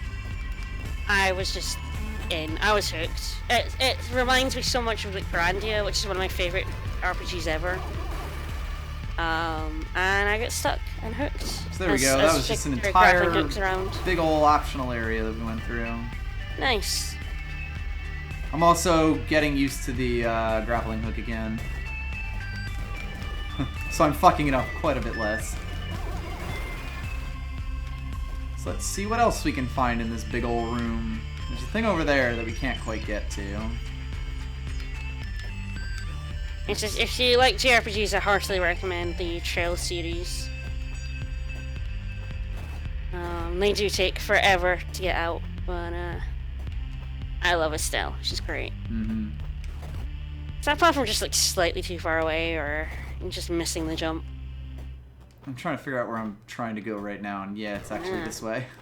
Ah, there we go. Hi, big bugs. Yeah, this gun fires really quickly, so you can do... The good thing is, Brad Mage, is that Trails of the Sky, first, second, and third chapter are all out. And Trails of Cold Steel 1 and 2 are... I know there's a 3 coming out. But Trails of Cold Steel 1 and 2 have it's basically a contained story. So, you don't have the situation I had, where it's like first chapter, cliffhanger, and then you're waiting for 5 years. Right. Oh god, Oops, I that was fricked a long. it. I waited a long time for that game. So if you buy them now, you're fine. At least the ones that are out are all basically finished. Right. Okay. Oh, I love the Atelier games as well. Oh god, here we Everyone's talking go. about my favorite games. Eh. I have all the Atelier games too. I even have various plus versions of everything. It's always like difficult to tell what's the side area and what's the main way. Yeah, yeah. I believe we're trying to go up and right now is our actual progress. It does seem like there is a bit of difficulty figuring, like the path to progression is quite non-linear in a weird, not in the fact that. Yep. I mean, it's linear in that there's a progression path. Ah, fuck! Oh no! I did that right shit. until the end when I didn't do it right. You're doing so well. Yep.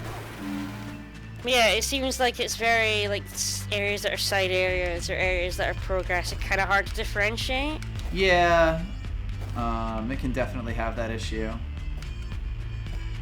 I think someone in chat was saying earlier, and they got, Iskan Logi's my favorite too. It's absolutely my favorite one.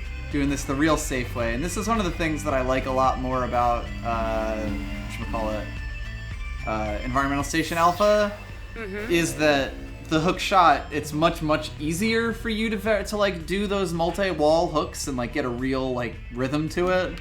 Yeah. Whereas in this game, you're kind of safest if you just fire it off immediately and slowly work your way across. Cause see, I can do longer ones, but the window for it is pretty tight. Yeah. So yeah, there we go. Got that health node. I knew that was out there somewhere. Uh-oh.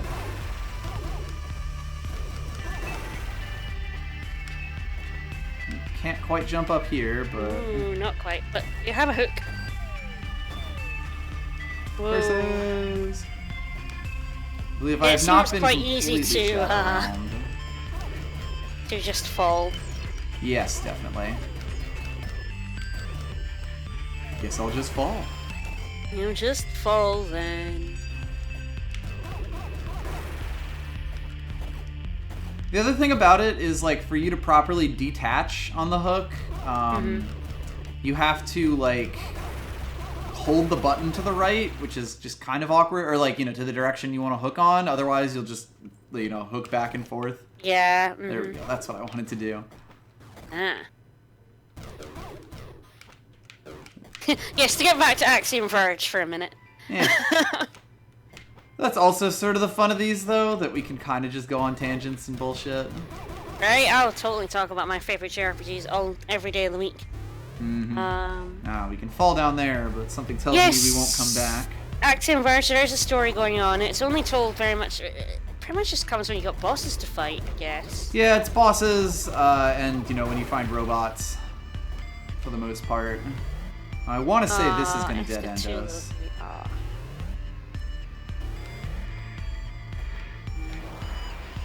But yeah, I mean, we're scientists, we blew ourselves up.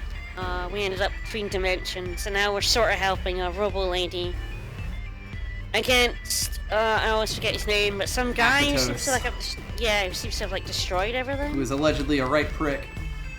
Apparently. Wait. I mean, his demons do keep going. His demons, or more, they call you a demon and go kill you. Right. They're like, Asso says, kill the demon, and you're like, wait, no! Can't do much about this, but there is a golden door over there. Wanted to go over there and just, get that marked on the map, because we'll be back there in a bit. Yep. And we found, an ally robo-lady, and apparently a dead enemy robo-lady. I love the combat in ESA. Apparently the bosses we've been fighting used to be... Yep. Bad people, though. Don't feel bad about killing them. It's fine. Well, not so much if they were bad people initially, but now that they've been turned into monsters, they did lots of bad shit. Don't feel bad about killing them. Or was she saying that they spread the pathogen before they became monsters? Not 100% sure. Either way, they were bad people who helped this guy turn other people into monsters. Yep. Apparently. Enhanced I'm not drone really launch. sure. So this is a fun little power-up. Yep. We shoot our drone farther. Like a lot farther. Yeah, that's a lot further. So this will help us get into things. And I really like this as a power-up because it's like, again, such an obvious little thing, but really nice and a really good way to cut you off from things before you end up getting it. Yeah. Oh yeah, that's a nice power-up.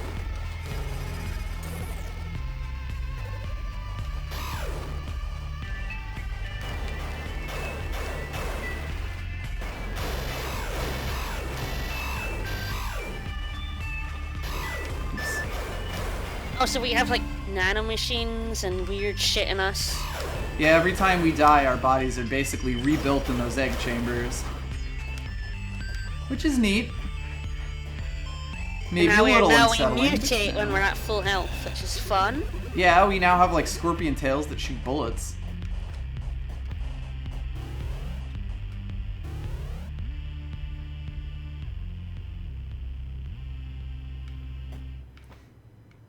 Yeah, it's a really good way of putting a dock that was built from the ground up to fuck with people who really played a lot of Super Metroid. It's very much built like as a full homage of like taking the tropes of Super Metroid and playing with them in weird ways. It's very much dedicated to that sort of thing. They always do things just a little bit different while still taking a lot directly from it.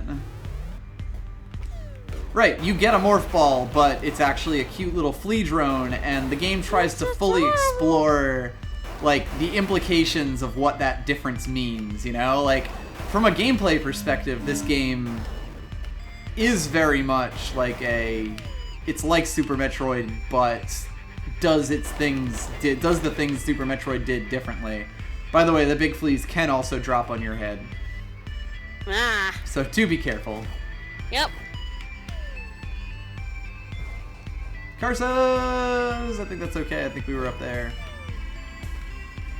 Yeah, I think with this we can just It is get out. almost the same function, you know, small areas, although with a difference of it's something separate from you rather than you getting into the small areas. Right, and like that's kind of the thing that Axiom Verge is most interested in as a game, is like, if we change this thing about it, how does that change the game as a whole, you know? Yeah. And I really respect it for that. Yeah, it's really neat. It's like, in some ways, it's the kind of deconstruction that you don't really see from games. Mm-hmm. Go drone! Well, there's definitely something up there. Figured I'd fill the map in, but we can't quite get down to it yet. Aww. I might be able to launch myself, but I don't think it's worth the time to try it. Nah. Also, since we can finally get these guys, I guess I should mention that corrupting them makes them damageable by your gun. Whereas before we had to drill them. Yeah.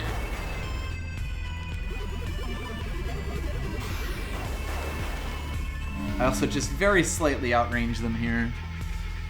Okay, I mean, God, speaking we of have explored all this shit. They might play it. Would you recommend this game to people who like this genre, or people who don't like this genre, maybe even? To people who like this genre, I would definitely recommend this game. Partly just to see what it does and doesn't do right, you know? Like, all in all, like, for all I've said, good and bad, I do love this game. Like, again, there's things that do and don't work in it. Right, we can't make progress even right now. But overall, I really like both the, like the way the game is as its own and kind of what it can tell you about Metroid, about, like, I guess we'll call them Pathfinders for this as a genre. Yep. Let's see. Can I get through here? Yeah, this music is very, very Metroidy. Yes, I can. Ah, yes, I believe a this lovely is little progress. platform to grapple on. Yep. Yeah, they made that just low enough for you. Whoa! So remember what I said about the them very artfully hiding things here. Whoa. That's what this actually is. It's a lady. It's a lady. And this is this game's fast travel system, basically. So, you'll notice that the, like, I guess, teal or aquamarine area on the map here is basically a long hallway connected to every other area in the game. This is how you get... This is basically what doubles as the game's fast travel system. Yeah. There is an entrance to every single area in the game in here. Nice. So, yeah, right now the world is pretty much our oyster. Nice, nice. You'll notice we have been in this room before. This is basically right by where we got the lab coat when we started. And with the newfound movement tools that we have, we should be able to get back up here. Yeah. Yep. Ooh. So we can now access this area from here, and basically I believe we'll be able to get just about everywhere. Nice. Or at least all of the old areas, because along with the downward direction, there is also the upwards. Yep. There are also no enemies here, I believe.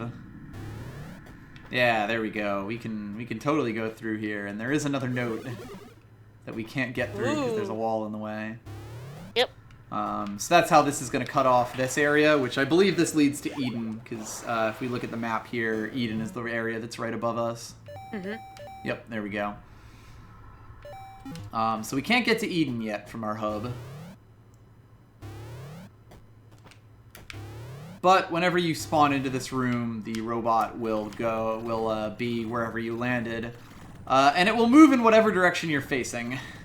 At least I believe it will when you land on it. Because I don't think it... Yeah, if I turn around like this now, it won't, but... So is she alive or dead? I think she's alive. I think the game mentions her at some point, but I don't remember exactly when.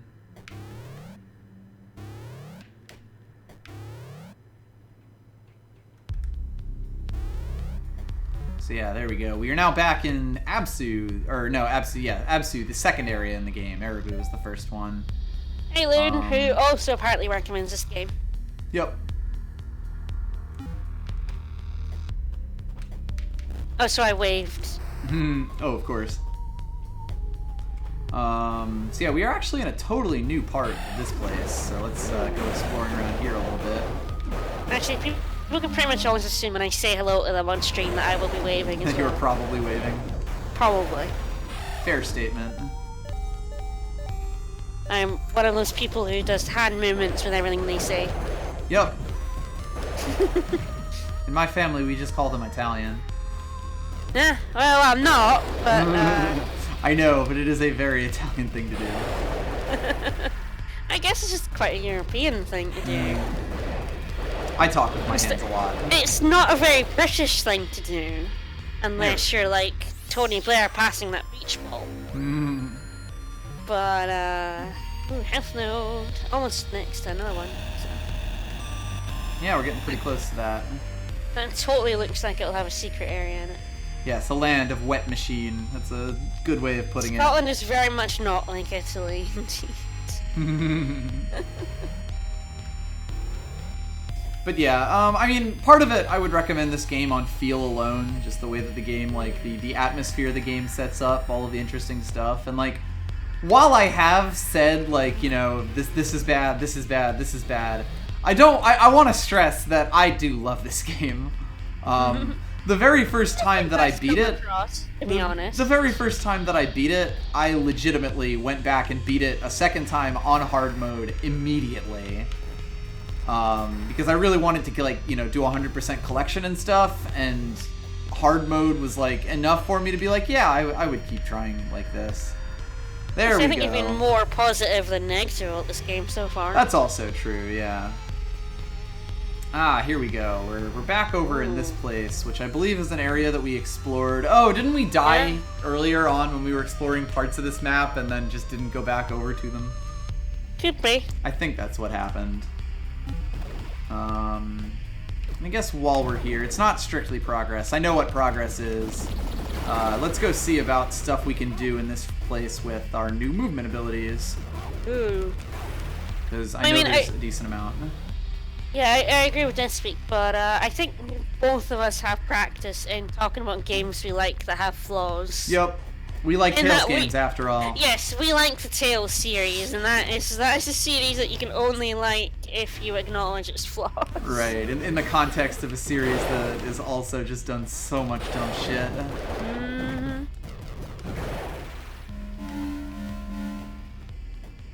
Alright, I think we should be able to get through that door, but I guess we'll see. I mean, one thing we can do here is just phase straight through that wall. Oh, yeah, that's there neat. We go. Yeah, because it was technically a one-wide wall. Ah, there we go. I believe this is a range up, or maybe something different. Damn, that's a super cool puzzle. I never would have thought of that. Permanently increases weapon range where applicable. Oh, does that increase our... Berseria is really good. Berseria is one of our favorites. I think because it says where applicable, it does not actually. Those are size nodes that increase that. I think what this does is increase the range of certain projectiles, like where they explode and stuff. Looks like there's some stuff up from this place that we can check out. Yep.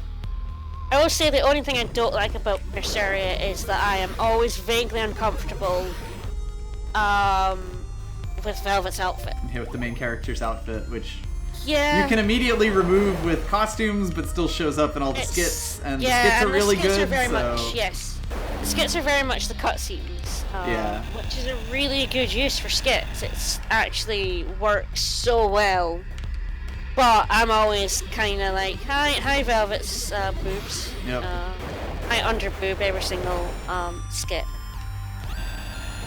I think if she had a better outfit, it would be like my favorite Kills game ever. Even with the outfit, it's still really, really good, but it's just something personal that it's always sort of vaguely uncomfortable when the female outfit is clearly like... Another note. Doesn't tell us much. I mean, it does for a character, and it does actually, there's story reasons for it, but it's also to please the kind of guys who like seeing underboob. Yeah. I mean, let's not, like, mess around here. After, like, Zestiria had such good outfits for all the girls, when I saw the outfit when it was first getting, like, teased in the trailers, we were really worried about Berseria when we first saw trailers. I was so fucking worried about it, and that worry sticks with me, you know? That impression you get when the main character's revealed and it's that outfit. Never went away for me. Yeah. But the game itself is really good. Yep. Like thematically, as well as like... Yes, if you need story justification for a bad outfit, you should just rethink the bad outfit. Yeah. But that's like the biggest flaw in a game that otherwise is really good. And if my biggest flaw is that it has a female JRPG outfit, you know... It says a lot, though. That's my biggest complaint. Oh, there we go. Ah, there's a thing over there. Let's see. Can't quite drill into it. Ooh.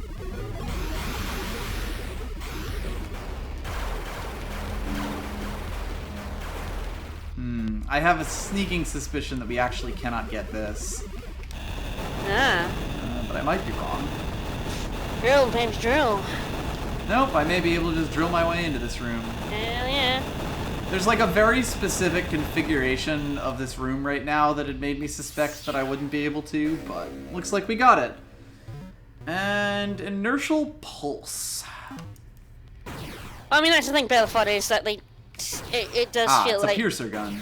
The outfit was made because that's the kind of outfit that female characters have in JRPGs. Yeah. But like, as I said, Zestiria, there's not a bad female outfit in the lot.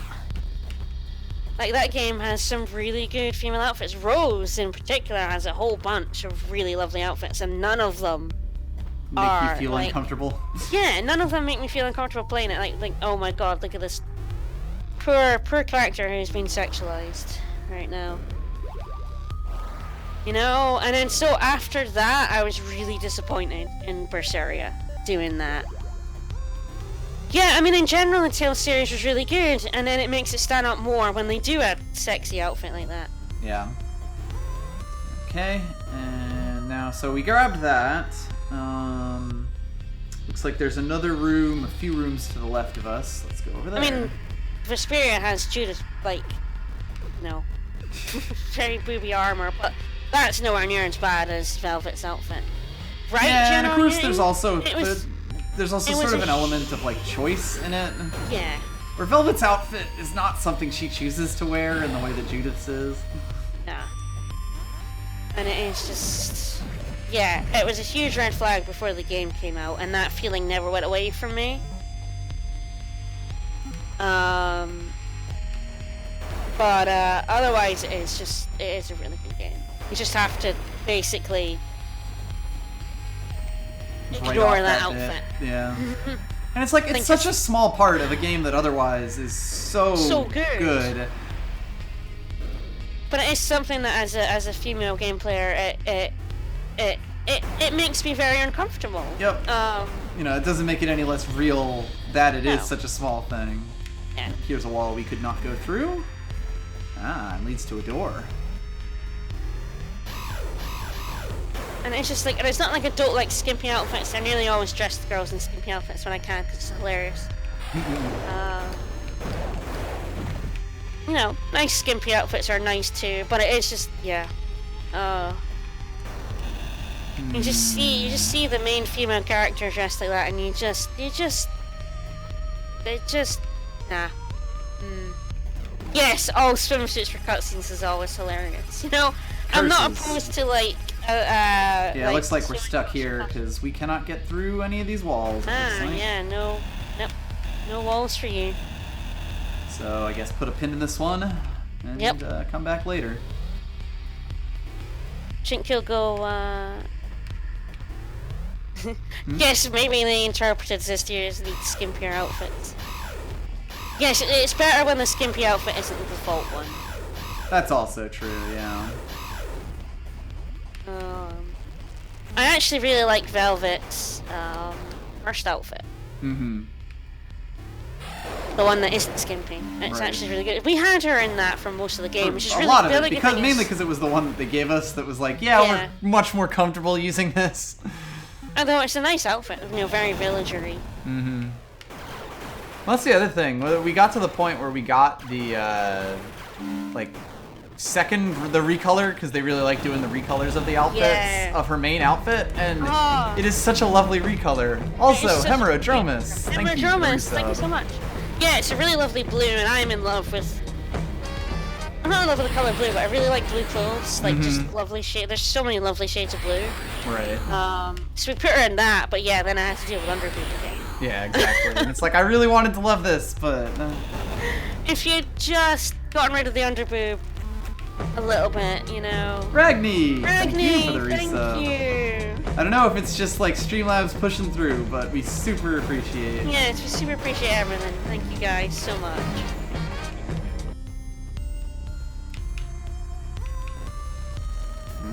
Nope. I don't know why you introduced the bikini outfits in Final Fantasy XIV, to be honest, when there's so many great outfits to wear. I mean, I played a little bit of the game with Saber, and I played the monk, because who doesn't want to punch things? I had a tall elf lady. Thank you for the Prime subscription, Kaylin Zombie. The sub-train, it's rolling.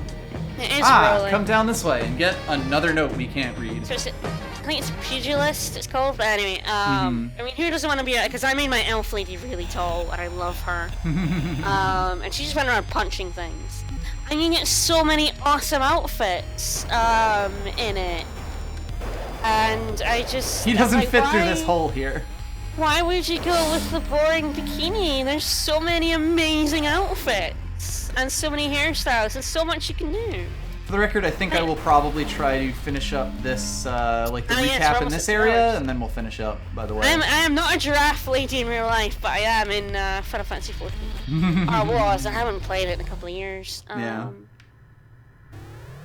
Back into the skeleton orgy. Back in the skeleton room. Yep. Yeah, that's where we've made our way back to, because there's a ton of things we can do in this place now. No, I liked what I played of 14. I was playing it with Saber, and we both kind of got real busy. And of course, I can't really play with the, Yup.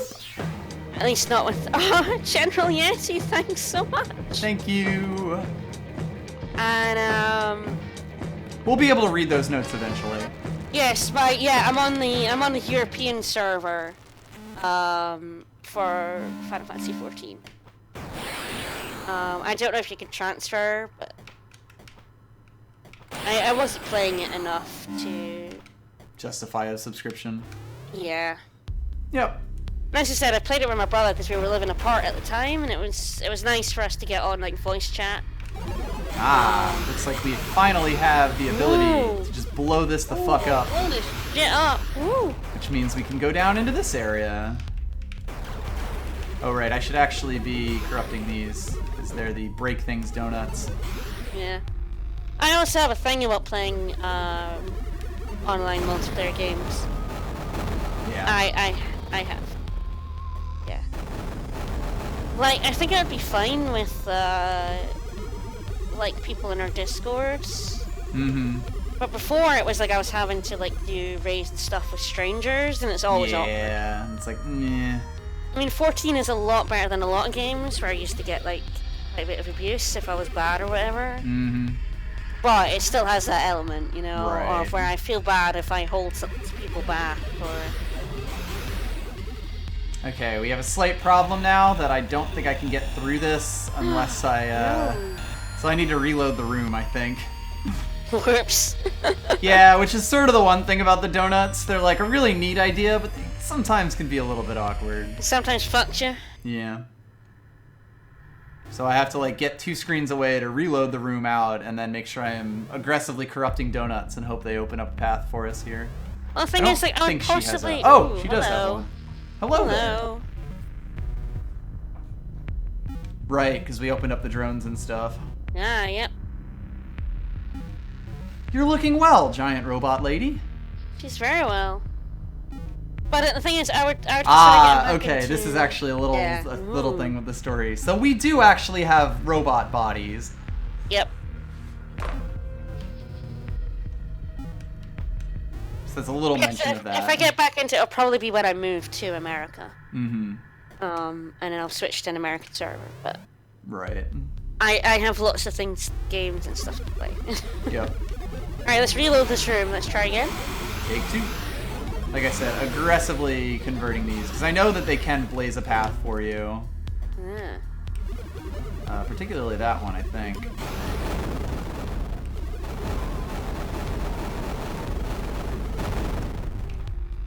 Ah, there we go. Yeah, I think what had happened was that it just missed one of them. Yeah, Oops, yeah, he hasn't quite so- gone, and I didn't have like a tall enough path to like walk through. Come on. Of course, now it has to hit that bottom left block. Yeah, I've had a lot of bad experiences with MMO games that made me Yeah. stop, or even just online games in general. Yeah. you're Halo not was a telling me that really thing is bad on a- one. That made me stop playing games online for. Oh, you're kidding me. No, you denied. It's not going down. It doesn't want to, like, it looks like it's getting in pretty much the same pattern here. Like, bounce off that Oh, bottom. it's getting stuck. Ugh. I can't believe this. Oh, screwed by the donut again. Damn you, donut! God damn you, donut. Ah, there we go. I can bust through these. Ooh, nice. There we go. Yeah, I think they can break, like, blocks like those, but I don't know. Yes, competitive games in general are not for me, but definitely not online competitive games. Oh, there we go. We can finally Whoa. corrupt these guys, and they get much slower. Ooh. Although, at this point, they're kind of not threats anymore. Well, we can't do anything over there, but But Tick Boy can. our little buddy can, and we get another range node. Yes, it's why I enjoyed playing 14 with my brother, and then he tailed off. Mm-hmm. Yeah, I mean, when you lose your group like that, it can be really tough Yeah. to keep up with a game. My group of one person, Yeah. basically. Oops.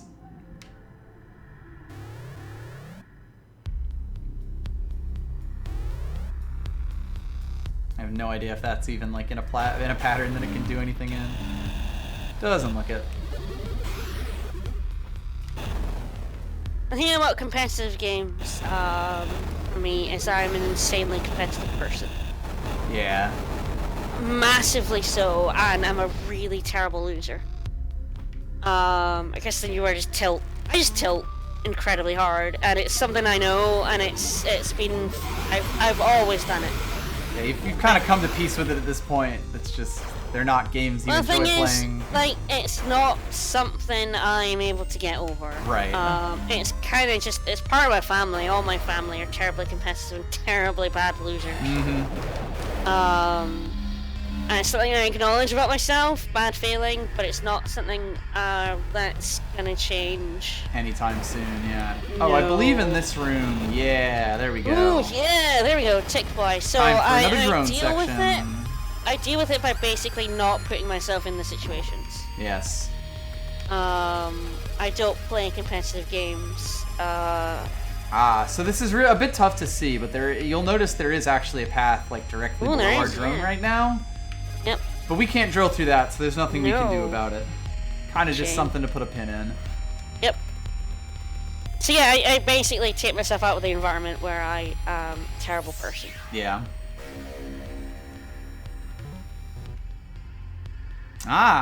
This one is actually in English. Never play Mario Party against me. There's So a reason it was we banned in finally my have house. some story. Oh, hello. Some A9s, Hello. some A3. Udug Hole. That's very much like Talk About a Bot, isn't it? Demon. Is Talal Udug Hole? No. I am a fetus. A3, I am Athetos. But what about A9?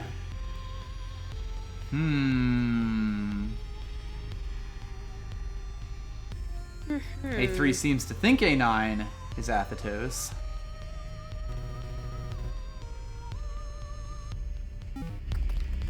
Till I'll attack demon. Confusing.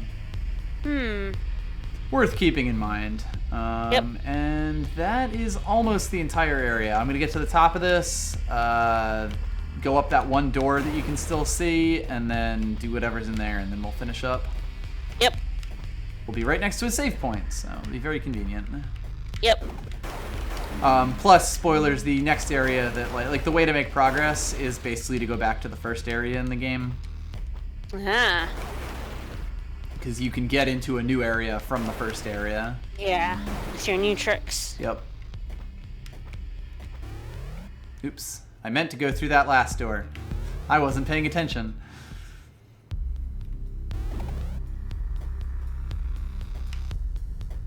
Man, I went way past it. I'm very good at this. There you are. Whoops! Sometimes I do kind of just get into the flow of the movement in this game. Do need to.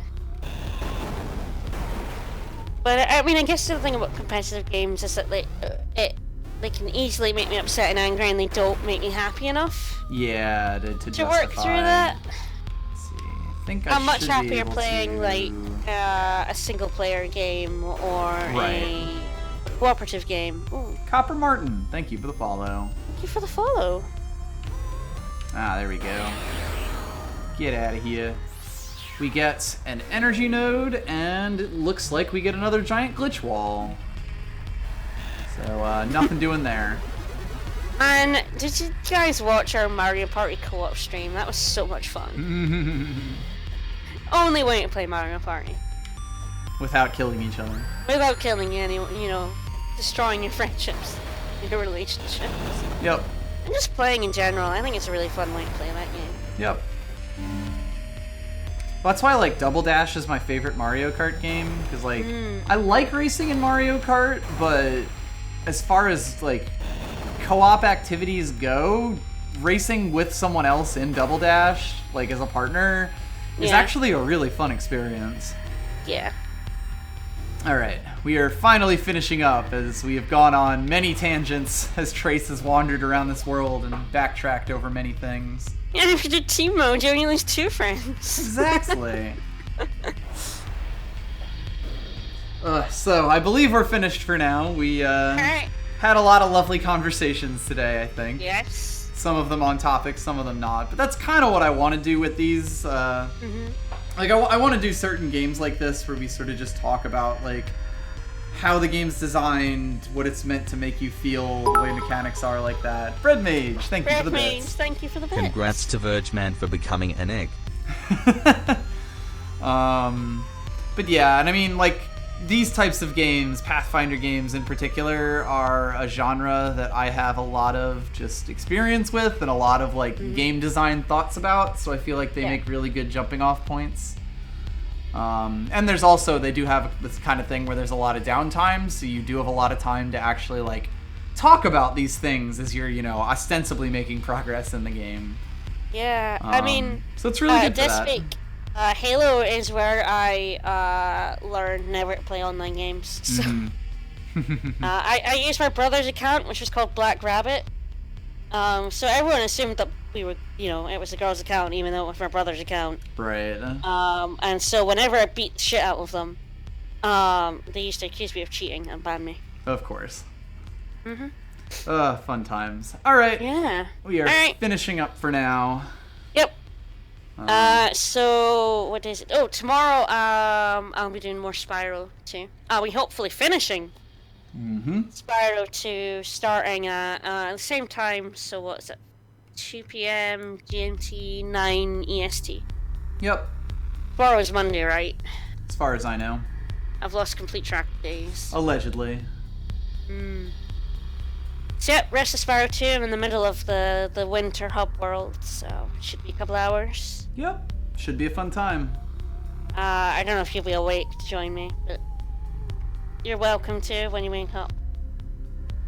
Yep. Otherwise, I'll just go on my own. I will definitely be in at some point in it, so don't worry about that. Yep. And Tuesday will be the final Bomberman tournament stream. Yep. Because that's new. We're in the final dungeon of that. We are basically finishing things up for the year, and once next year rolls around and I get back home, we'll start up some new stuff. Yeah, we'll start some new games. Axiom Verge will be back Thursday.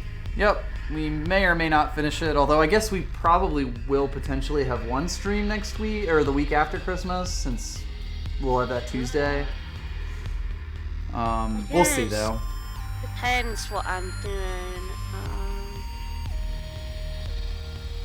God, I don't even know what day that is. Yeah, and it'll be on this channel, by the way. Oh yeah, we do all everything's our on this streams channel. out of here.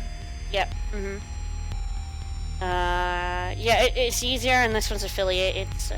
Yep. We basically just share this channel. Yep. And as usual, I'll tweet about it and stuff. Tuesday's a Boxing Day, and that might be quite rough. Oh, true.